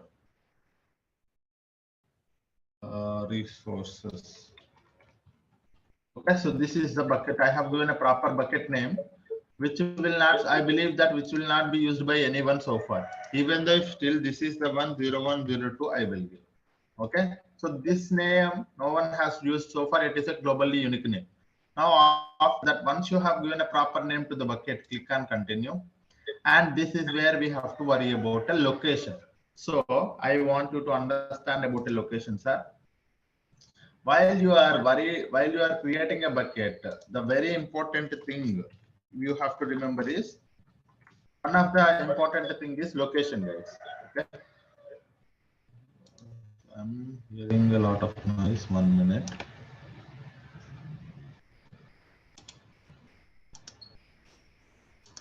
Okay, location. So there are three there are three types of locations available inside when you wanted to create a bucket. One is region, one more is dual region, one more is multi-region. Okay. So these are the three things, sir. What is the difference? One by one we will see, sir. Very important thing, let us try to understand it. Sir, you select a region. Sir, this is your bucket. You selected one region and you created a bucket. Inside a bucket, you have one file. Okay, that file is sales.csv. You have uploaded this file. Okay. Now tell me, you selected a region called some US. Okay, instead of that name, instead of names, I will say region 1. Okay, you selected one region you selected one region, and inside you have created a bucket, and inside the bucket you have uploaded a file. Okay, so what happens if this region crashes? What happens? Think about it like this, guys. What happens if this region has a failover? All the data related to whatever the bucket, the data inside the bucket will lose, right? So this may happen for the single region. When you select a single region, if we do not know, there can be no failovers, but in any case, if there is a failover happened at that particular region, all the data inside your bucket will be gone. Okay, so that is the problem with the region. So that is the reason it has a, and one more thing is like a latency will be there, and data loss may happen. Data loss may happen because you have only selected, there is no replication. I would say instead of that one, no replication. Instead of that one, I will say no replication. Okay. So these are the two things. There will be a latency. When I say latency, you wanted to see here. You wanted to get the data from this particular bucket. There are plenty of the people need to have the data from this bucket. But the thing is like many people are accessing. That is the reason there is a latency because of a single region. So there will be a latency and there is no replication. When I say a replication, we will see in a dual region, guys. Okay. Now, if the failover happens, the data will be losing. So I don't want it to go such scenarios. What I will do is like, I will go to the dual region. In a dual region, what happens is like, whatever the data that you have uploaded, right? It will be replicated to the one more region, sir. What it will do, sir? It will be replicated to the one more region. Okay, in a dual region, you have created a bucket with a region 1 and you have selected a dual region. So whatever the file you uploaded, sales.csv, that data, say similar data, the same data will be replicated. One more copy of the same data will be available in the region 2 because it is a dual region. So one more region will also be there the data will be copied or replicated to the one more region. Okay, it is replicated to the one more region. What is the advantage, sir? If region 1 failover happens, or if the region 1 crashes, your data will be available all the time. Your data will be available from this region too. Okay, so this is what is an advantage. Okay, this is what I am calling as a replication. Excuse me, sir. Yeah, sorry. If we delete region 1, data will be deleted in region 2. Both, yes, yeah, region 2 as well. It's if you intentionally delete a data, that means you don't need it, right? So that means data will be deleted in both the regions, because unnecessarily you don't want it to pay the extra charge, right? You intentionally deleted means both the places it will be deleted. But if you wanted to recover it, that there's a chance. Okay, but if you upload a one file and at any cost you don't want it to lose the data, you go for a dual region. And what is the advantage? Here it is less available, but here less latency,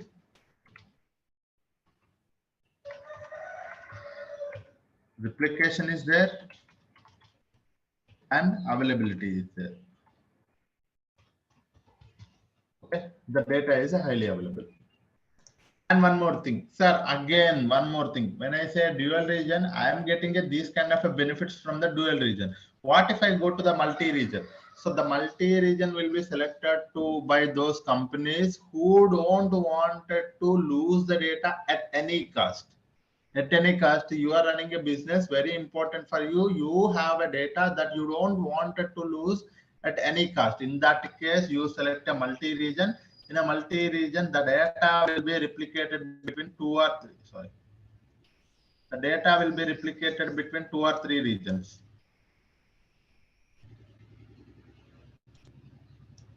The data will be replicated between what, sir? 2 or 3 regions.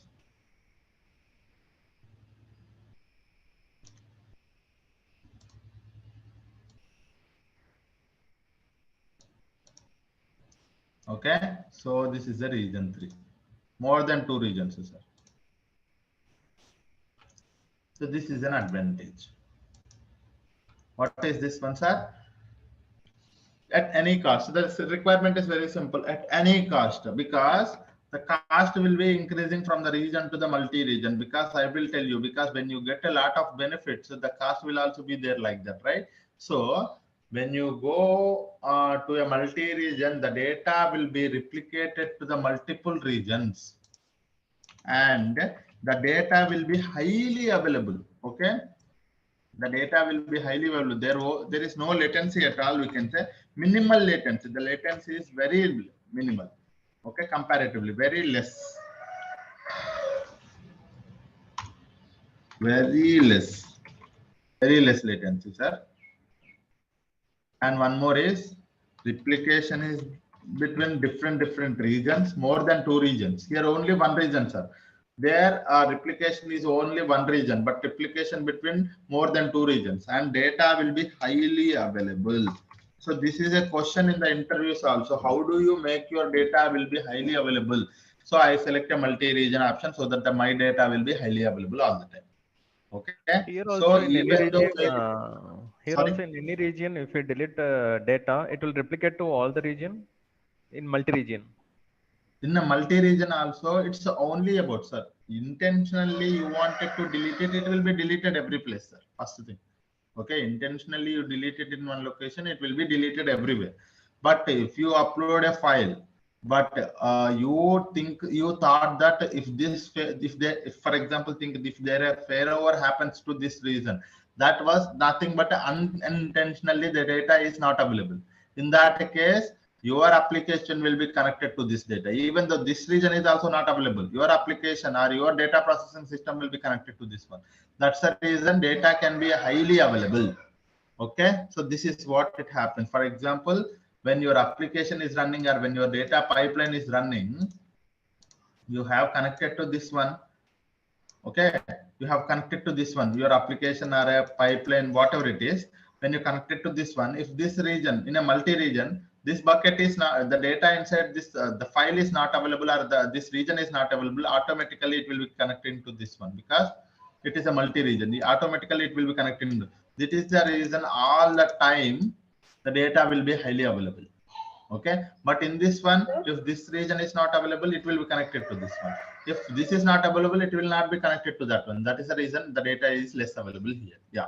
Any questions, sir? Sir, if any changes made in region 1, it will be applicable to other. Of course. Yes. Yes. So it is just a replication, sir. Whatever you do the changes in the region 1, it will be replicated. Okay, you cannot see it. Okay, sir, where I can see my replication, you cannot see it. Okay, automatically backend GCP will be taking care of it. This is a concept. So what do you have to understand from this concept, sir? What I can get from this concept, if you ask me, I will say like this. So if you wanted to, the cost will be less here, less cost. Okay, I will say L. Here medium cost. It is a high cost, not high, but the cost will also be lesser, but comparatively. Okay. Sir, if I am accidentally updated any files and I want to reverse that one, whether it is possible. You wanted to revert the changes? Revert the you can go for the object version. We will come to that topic. Yeah. Yeah. So what is the concept that, what is the thing that you have to get from this location is that, so according to your requirements, sir, I wanted to, it's okay for me if it is less available also, that is fine. I don't need a replication. I want a less cost. You can go for region. No, at any cost, I don't want it to lose the data, or at any cost, the data to be available all the time. In that case, you can go for this one. Okay, so this is what is all about the location, sir. Now you understand that what is the mean by the multi-region, dual region, single region. Dual region highly available across largest area. Dual region highly available across 2 regions only. And lowest latency with a single region. So this is what it is. Okay. Now if I select a multi-region, the cost will be, you'll be able to see here, guys. Okay. And if I select a dual region, I will select 2 regions. And the cost will be like this. And if I select a multi-region, the cost will be little less. There is no replication cost here. Okay, so this is how it works. So as per my business, I don't want it to lose the data at any cost. So I will go with the multi-region, and inside that I select Europe or Asia specific or this one. For now, I am going with the US multiple regions. So this is the region I have selected. Inside that US, the data will be replicated to the multiple regions. Okay, so this is all about a location type. Once you have selected a proper location, click on continue. And this is where is your storage class. Sir, what does that mean by storage classes? You set here, you look at here. In a storage classes, we have 4: standard, nearline, hold line, and archive. Okay, let us see what is this. Okay, storage classes.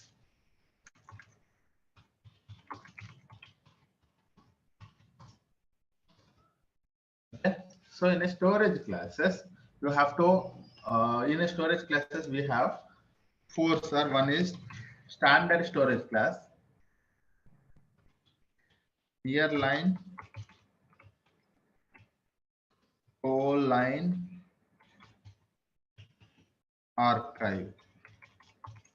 Okay, so let us not worry about these 4, but let me tell you, sir, I have a requirement that I am uploading one file to one of my bucket, and that file I wanted to access it frequently.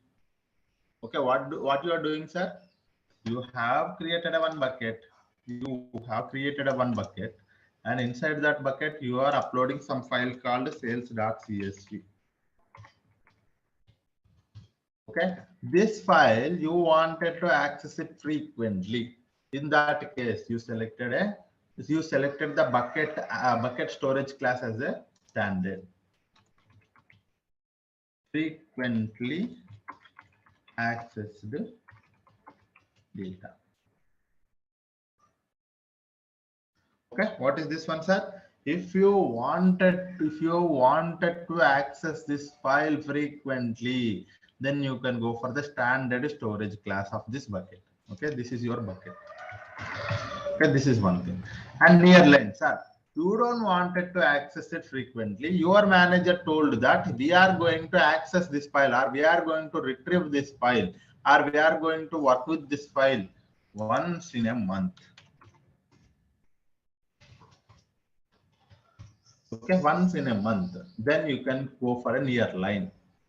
Okay, so this is what is. And one more thing is like, no, it is not frequently, it is not once in a month. We are just accessing once in a quarter. Then you can go for a cold line. And one more is, you can say once in a year. What is this? What are the advantages that we are getting? I will tell you, sir, but just understand the concept. Okay, so if you have a file inside a bucket, if you are accessing all those files inside that bucket frequently, you can select that bucket as a storage class of standard. Okay, no, if you are not frequently accessing it, if you are only wanted to access it once in a month, you can select as a nearline as your storage class, or cold line as your storage class for once in a quarter, archive for once in a year. Okay, so this is all about storage classes, guys. Let me show you one advantage diagram. You will be able to understand it. 1 minute, let me open that. Somewhere I got it.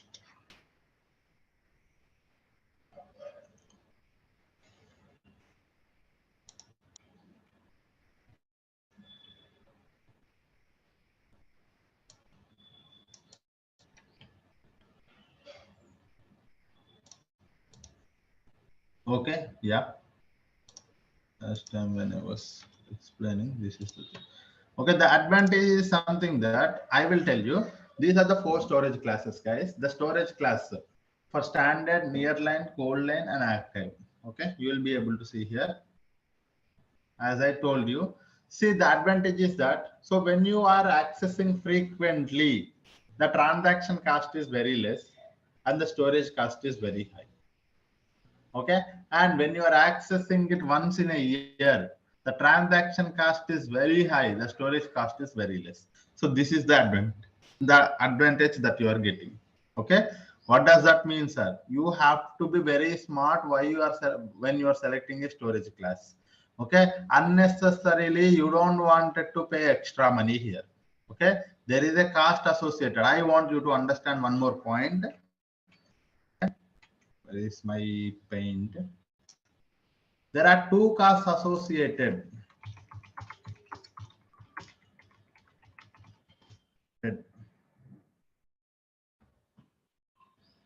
When you interact with a service, any service, there are 2 costs associated, guys. If you interact with and if you are working with any of the resource in the GCP, go to the AWS Azure also, there are 2 costs associated. One is storage cost. One more is compute or retrieval cost. Okay, these are the 2 costs associated. Okay, one is storage cost, one more is retrieval or compute cost. For Google Cloud Storage, it is a storage cost will be there, retrieval cost will also be there. Storage cost is nothing but for storing this particular data inside a bucket, that is a storage cost. When you retrieve it, so this is when you access it, that is a transaction. You are doing some kind of a transaction, right? You're trying to load this data to some other data processing system. That a transaction cost or that retrieval cost will also be there. So that is what we are talking about. So for the standard storage class, so like this one, the transaction cost is high. The standard transaction cost will be increased here.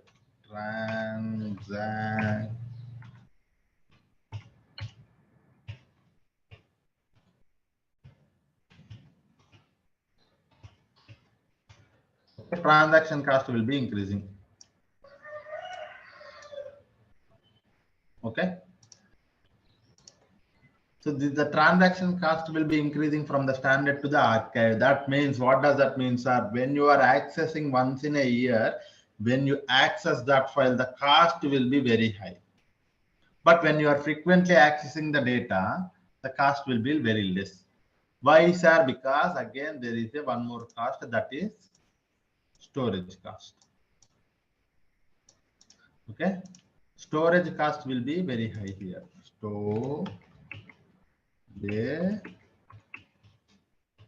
Storage cost is very high here. Okay.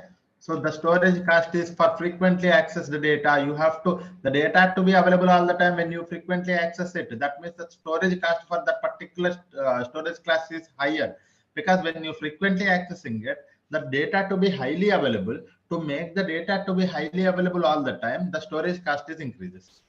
Okay. And one more thing, archive. When I say once in a year only, because when I am retrieving it once in a year, the data need not to be available all the time. So for the making not available all the time, I don't need to pay extra money. The storage cost is very lesser here, but the transaction cost is, after a very few many days, you are trying to retrieve the data, retrieve the entire data. That means the transaction cost is very high. Okay, so this is how the benefit that you are going to get it, guys. Okay, one is transaction cost, one more is storage cost. Okay, transaction cost will be very high for the archival storage class, and storage cost will be very high for the standard storage class. Okay, this is something that you have to understand. Okay, any questions are on this one?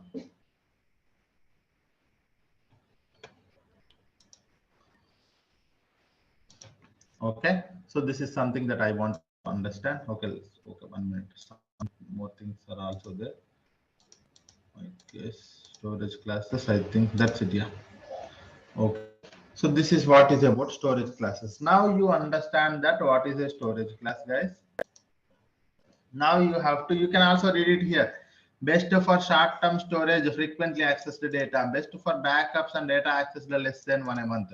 And best for disaster recovery, less than once in a quarter. Best for long-term digital preservation data, accessed once in a year. Okay. So according to your requirements, sir, you are creating a bucket. That bucket is only for the disaster recovery. That means you are only accessing the data once in a quarter. You go for this code line. Sir, I am creating a bucket. I wanted to use that bucket files inside a bucket all the time. You go for the standard. Sir, I wanted to be create a bucket for the backup purpose. Then you can go for the near line. Okay, so this is what you have to do, sir. Okay, so this is all about storage classes. Now I wanted to access the data frequently. For that reason, I am selecting a standard as my storage class. Okay. Sir? Yes. At initial stage, if we have chosen a chain, immediately if we want to choose the data, correct. Will it be very good question? Yeah, very good question. So initially you have selected as an archive as your default storage class, but you later some point of time you understood that this is not going to be an archive. You wanted to be access the data very frequently. That's your question, right?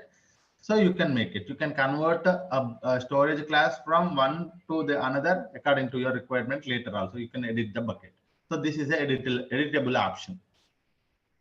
So if we edit also, we can pay in the middle also.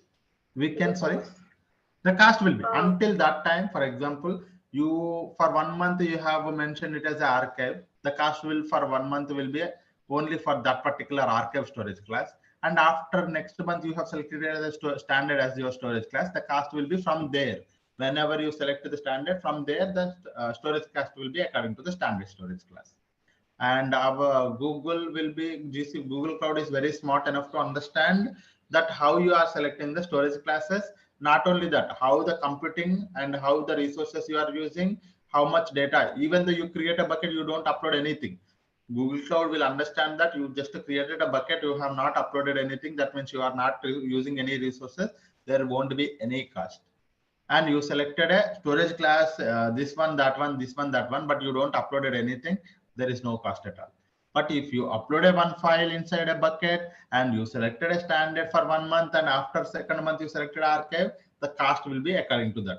Standard, the cost will be standard into some 10 rupees or some 100 rupees, standard into 10 plus archive into some 150 rupees is total equals to for 2 months. That is a charge of that. So that is how it is. Okay. Okay. So do it require downtime to change that class of the storage? There is no downtime. Yes. I mean, there will be a little latency, but it is very less. Yeah. Okay. When you select a one storage class from one that to that, how much time it wouldn't take much time. But if it is a lot of data, even though a lot of data also, it wouldn't take much time. In the back end, if there can be like 1 or 2 seconds, it would be in milliseconds, guys. It would be in milliseconds. The downtime will be. Okay. Yeah. Okay, that is one thing. That's those two questions are very good questions, guys. Even I wanted to cover that. Yeah. So that is one thing. And we have selected, now I have selected a standard because I wanted to frequently access the data. So that is something that I have selected. Now, this is where is a very important thing because I wanted to control the files inside my bucket. Very important thing because everyone wanted to worry about the security, right? So this is where we are securing our buckets and files. So very important topic. Please be focused on this one, guys. Okay. So the thing here is,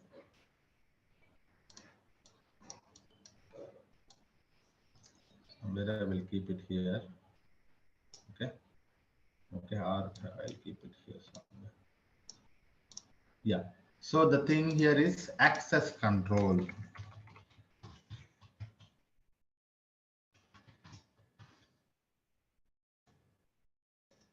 What is this access control? I want you to focus on this point now. Sir, I have created one bucket. Inside that bucket, I have many files like sales.csv. I have schema.json. Sir, I have a project confidential file, confidential dot some text file, and there are plenty of other confidential or some what I would say sensitive data, some customer sensitive data, sensitive underscore data dot some word file or whatever it is, sir, word file. Okay, so these are the files inside my bucket. Consider that this is your bucket. Okay, you have created a bucket, and while after you created a bucket, you have uploaded these many files inside the bucket. Okay, there is a one project manager, or there is a client. Okay, think that there is a client, there's a data engineer. So we should understand the client has to access what kind of objects inside a bucket, and we should understand the data engineer has to access what kind of a files inside a bucket. So that is what Sir, told. yes. Yeah. Yes, sir. Here I have one question. Yeah. That storage class you explained no, last time. Yes. Yes. So that storage class is applicable for each and every file in the bucket, or it is applicable as the whole for a bucket? It's to the bucket. So we are not worried about a file, and it's only for the entire bucket. Okay. So when you select that file, when you select the bucket as your storage as standard storage class, all the files inside that bucket are applicable to the bucket. I mean, it follows the bucket level. So that means that means if it is a standard, the file is also a standard storage class. Okay, so there is proper word for that. So I forgot that. Inherited. Okay, so inherited. So when you select a storage class for the bucket as a standard, it inherits all the files will also inherited from the bucket permissions. That means standard it will get from the files also. So if it is a bucket is a standard, all the files inside the bucket is also a standard. Yes. Yeah. Okay. Yeah. So now back to the access control, guys. So in access control, so we are talking about two things, but now let me create a context for that. So I have created a bucket, but that bucket will have these many files. Okay, these many files inside it. Now we have to understand there is a client and there is a data engineer. So the data engineer has to access only sales.csv, schema.json, and it should not have access to the project confidential files and sensitive data. He should only access these two files. Okay, he should only access this file and this file. Okay, but inside a bucket. The data engineer has to access few files inside a bucket, only few files. What about a client? A client has to access all the files inside a bucket. All the files inside a bucket. Now, how do we achieve it? This is a very good question. How do we achieve it, sir? I have a bucket. That bucket is having a plenty of the files, but few of the files has to provide access to few people. But some people needs an entire access to all the files inside a bucket. So how do we achieve it? So that is where the concept of access control come into the picture. There are two concepts here, sir. One is, so for example, for the data engineer, what I will do,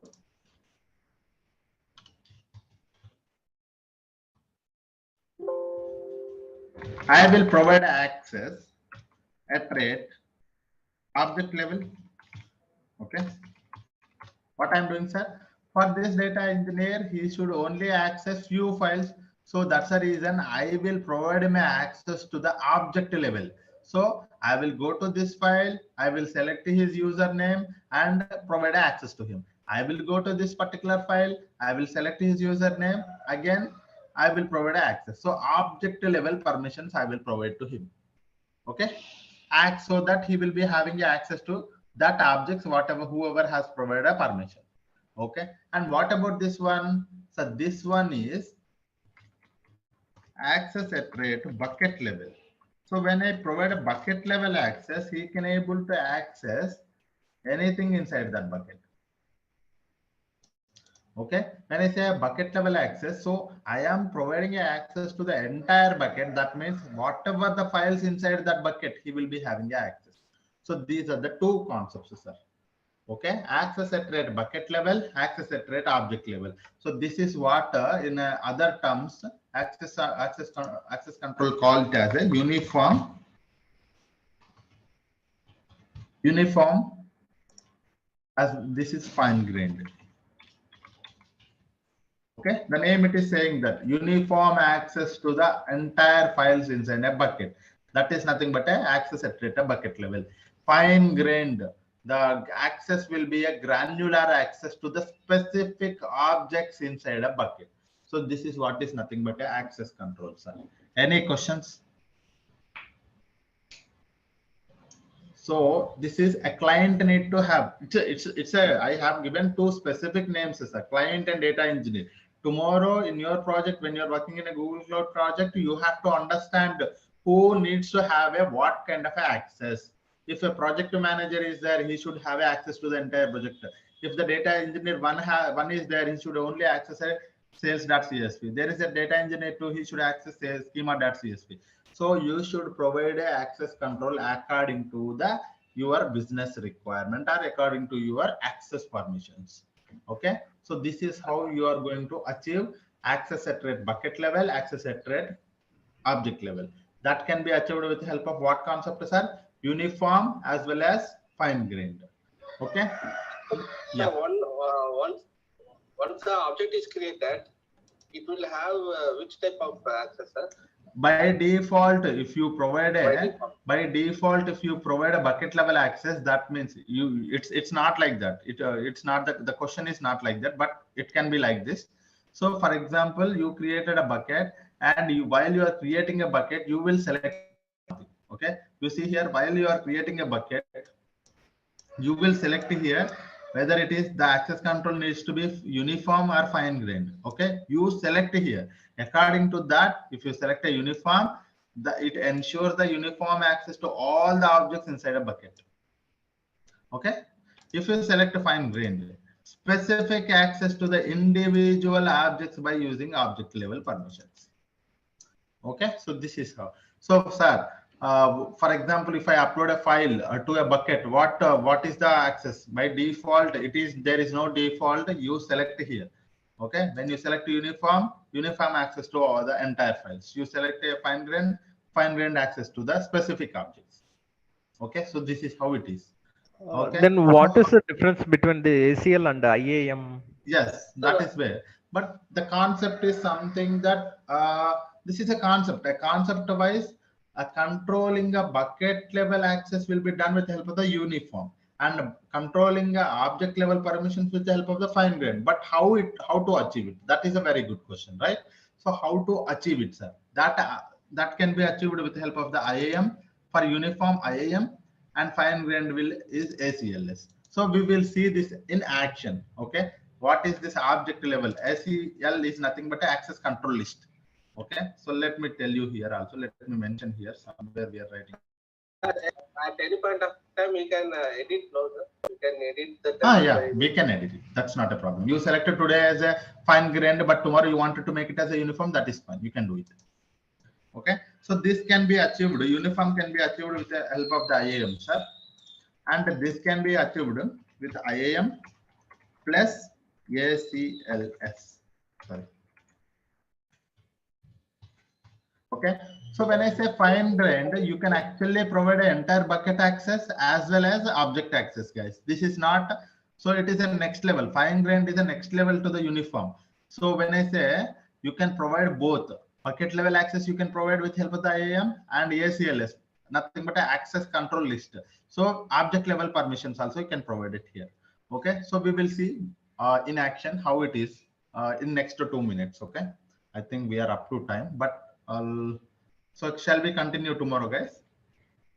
But you understood the concept here, right?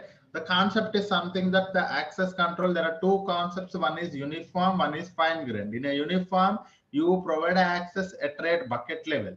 In a fine grained, you provide access to a specific objects to a specific person.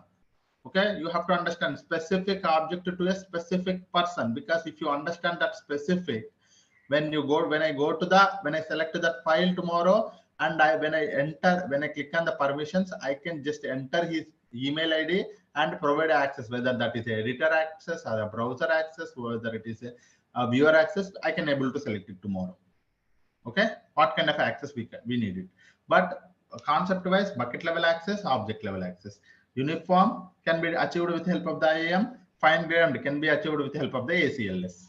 Nothing but an access control list. Okay, so these are the two concepts, sir. Tomorrow we will continue from here. Yeah, any questions anyone having? Yeah, so who had that uniform access, he can access all that bucket, right? 1 minute, guys, 1 minute. Okay, yeah. Hello. Sorry, yeah, someone is talking. Yeah, who have the uniform access. Wait a minute. Okay, please continue. Yeah, Sesi Kumar, can you talk now? Yeah.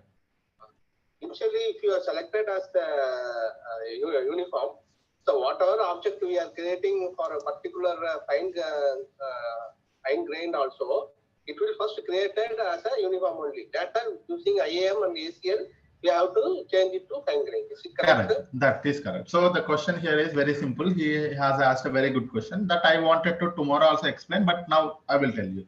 So, sir, today I have selected a uniform access. That means I can only provide a bucket level access today. Okay. So if I wanted to make it as a fine grained, because I wanted to provide, I understand the business today that yesterday I have selected a uniform, but today I understand that so I have to provide a object level permissions to few people, because I don't want it to provide an entire access to the bucket. So in that case, you can go for the fine grained with the help of the ACLS. That is a good question. Yes. And it's also vice versa also. Today I have selected a fine grained, but I don't wanted to apply a fine grained. I wanted to apply a specific access. You can come back to the uniform also. That is also fine. It can be editable. This is also editable option, guys. Yeah. One more guy is asking a question. Yes. Yeah. So my question is like similar to that. So if someone have that uniform access, that means he have that fine grained access, right? If someone is having a uniform access, that means he cannot have a fine grained. Yes. Yes, means he have the entire bucket access. Means he can access all the fine grained also access also here. So uniform, you can only achieve bucket level access, but with the help of the fine grained, you can achieve both uniform plus object level. But objects are inside that bucket, right? Yes. So see here, this is the next level. When I say this is level 1, this is level 2. When I select a fine grained, the level 1 will be achieved. For example, in a fine grained, if I wanted to provide him an entire bucket access, I can do that.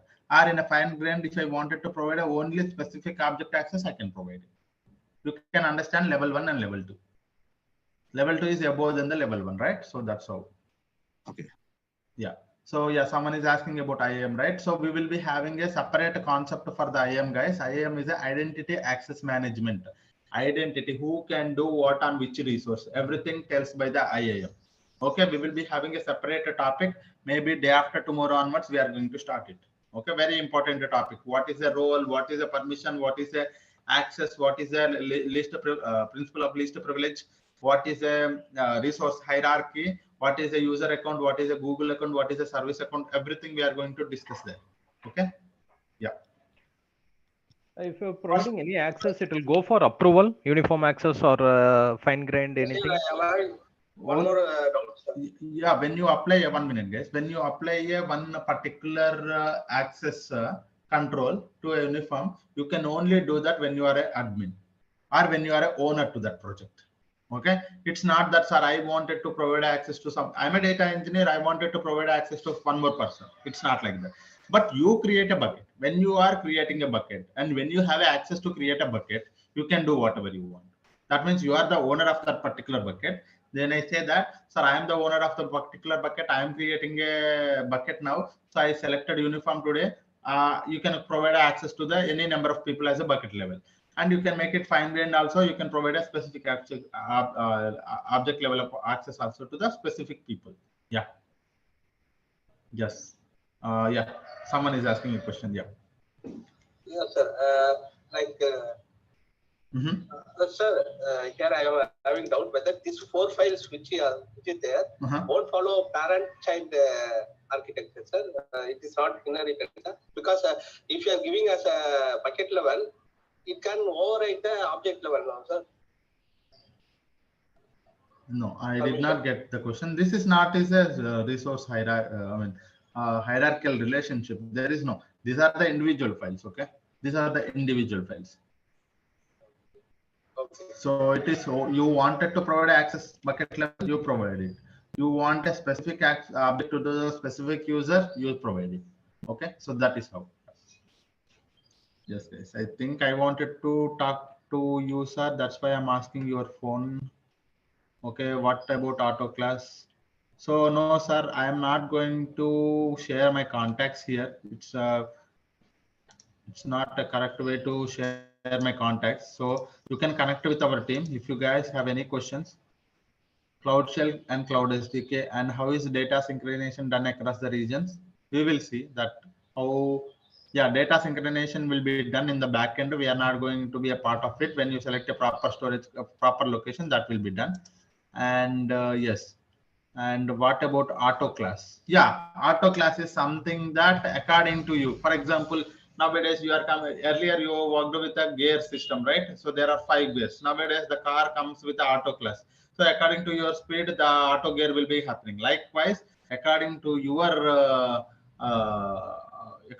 usage or according to your retrieval and storage, it will be automatically selected. Okay, auto class. Yeah. We can create a bucket through script. We can create a bucket. Tomorrow we are seeing it. Yeah. Okay, script, not through command. Yeah, with a script means what? Like Python script like that. That can also be done. Yes, we can create a bucket with help of the script also. That is also we can able to create it. I will tell you that as well. For example, if you are working with the Python language, when you are working on application or something, you wanted to, interact with this bucket or create a bucket, right? You can do that. I will tell you. That script is again a command only. Inside the script, you are using some command, but the script is little different. Yeah, no worries. I'll tell you. Can you share the notes, running notes? Sir, the notes, the access to these notes will be having only shared to from today onwards. So maybe tomorrow. So once all the people have completed the registrations, what I will do is like I will provide a link of this particular notes in the group. There will be a group created. So what I would suggest you is like you try to complete your registrations. Okay, so that I will be able to provide an entire access to my notes so that you will be able to have the access. And also, I think from tomorrow on, from tomorrow onwards, I think I'm expecting all the people will be completing the registration so that I can share it maybe tomorrow. That is one.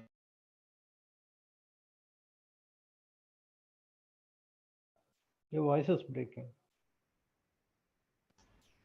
Okay, yeah, try to complete your registrations. I will surely share it with you guys. There are plenty of information here. And one, for example, whenever I do like this also, I will take this snap and keep it there. Okay.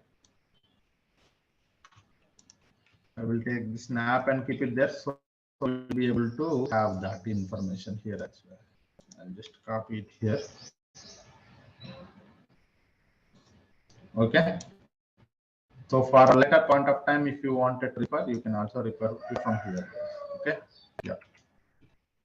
Yeah. Okay, guys. Thank you all. Complete your registrations with for any other to avoid the interruption. Yeah. Thank you all. Have a great day. We will continue from here tomorrow. Thank you. Yeah.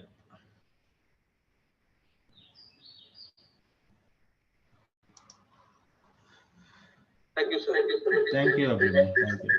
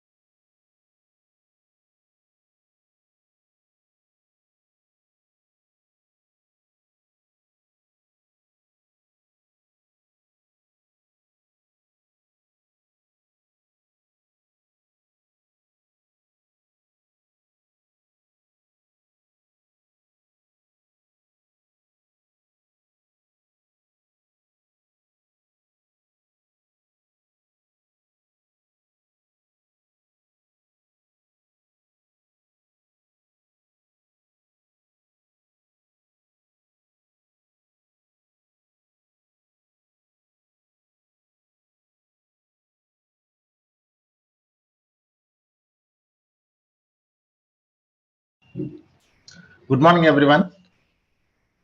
Welcome to the session today. Hope you guys are doing good. Let us start the session. Okay. So if you remember, yesterday we were discussing about how to create a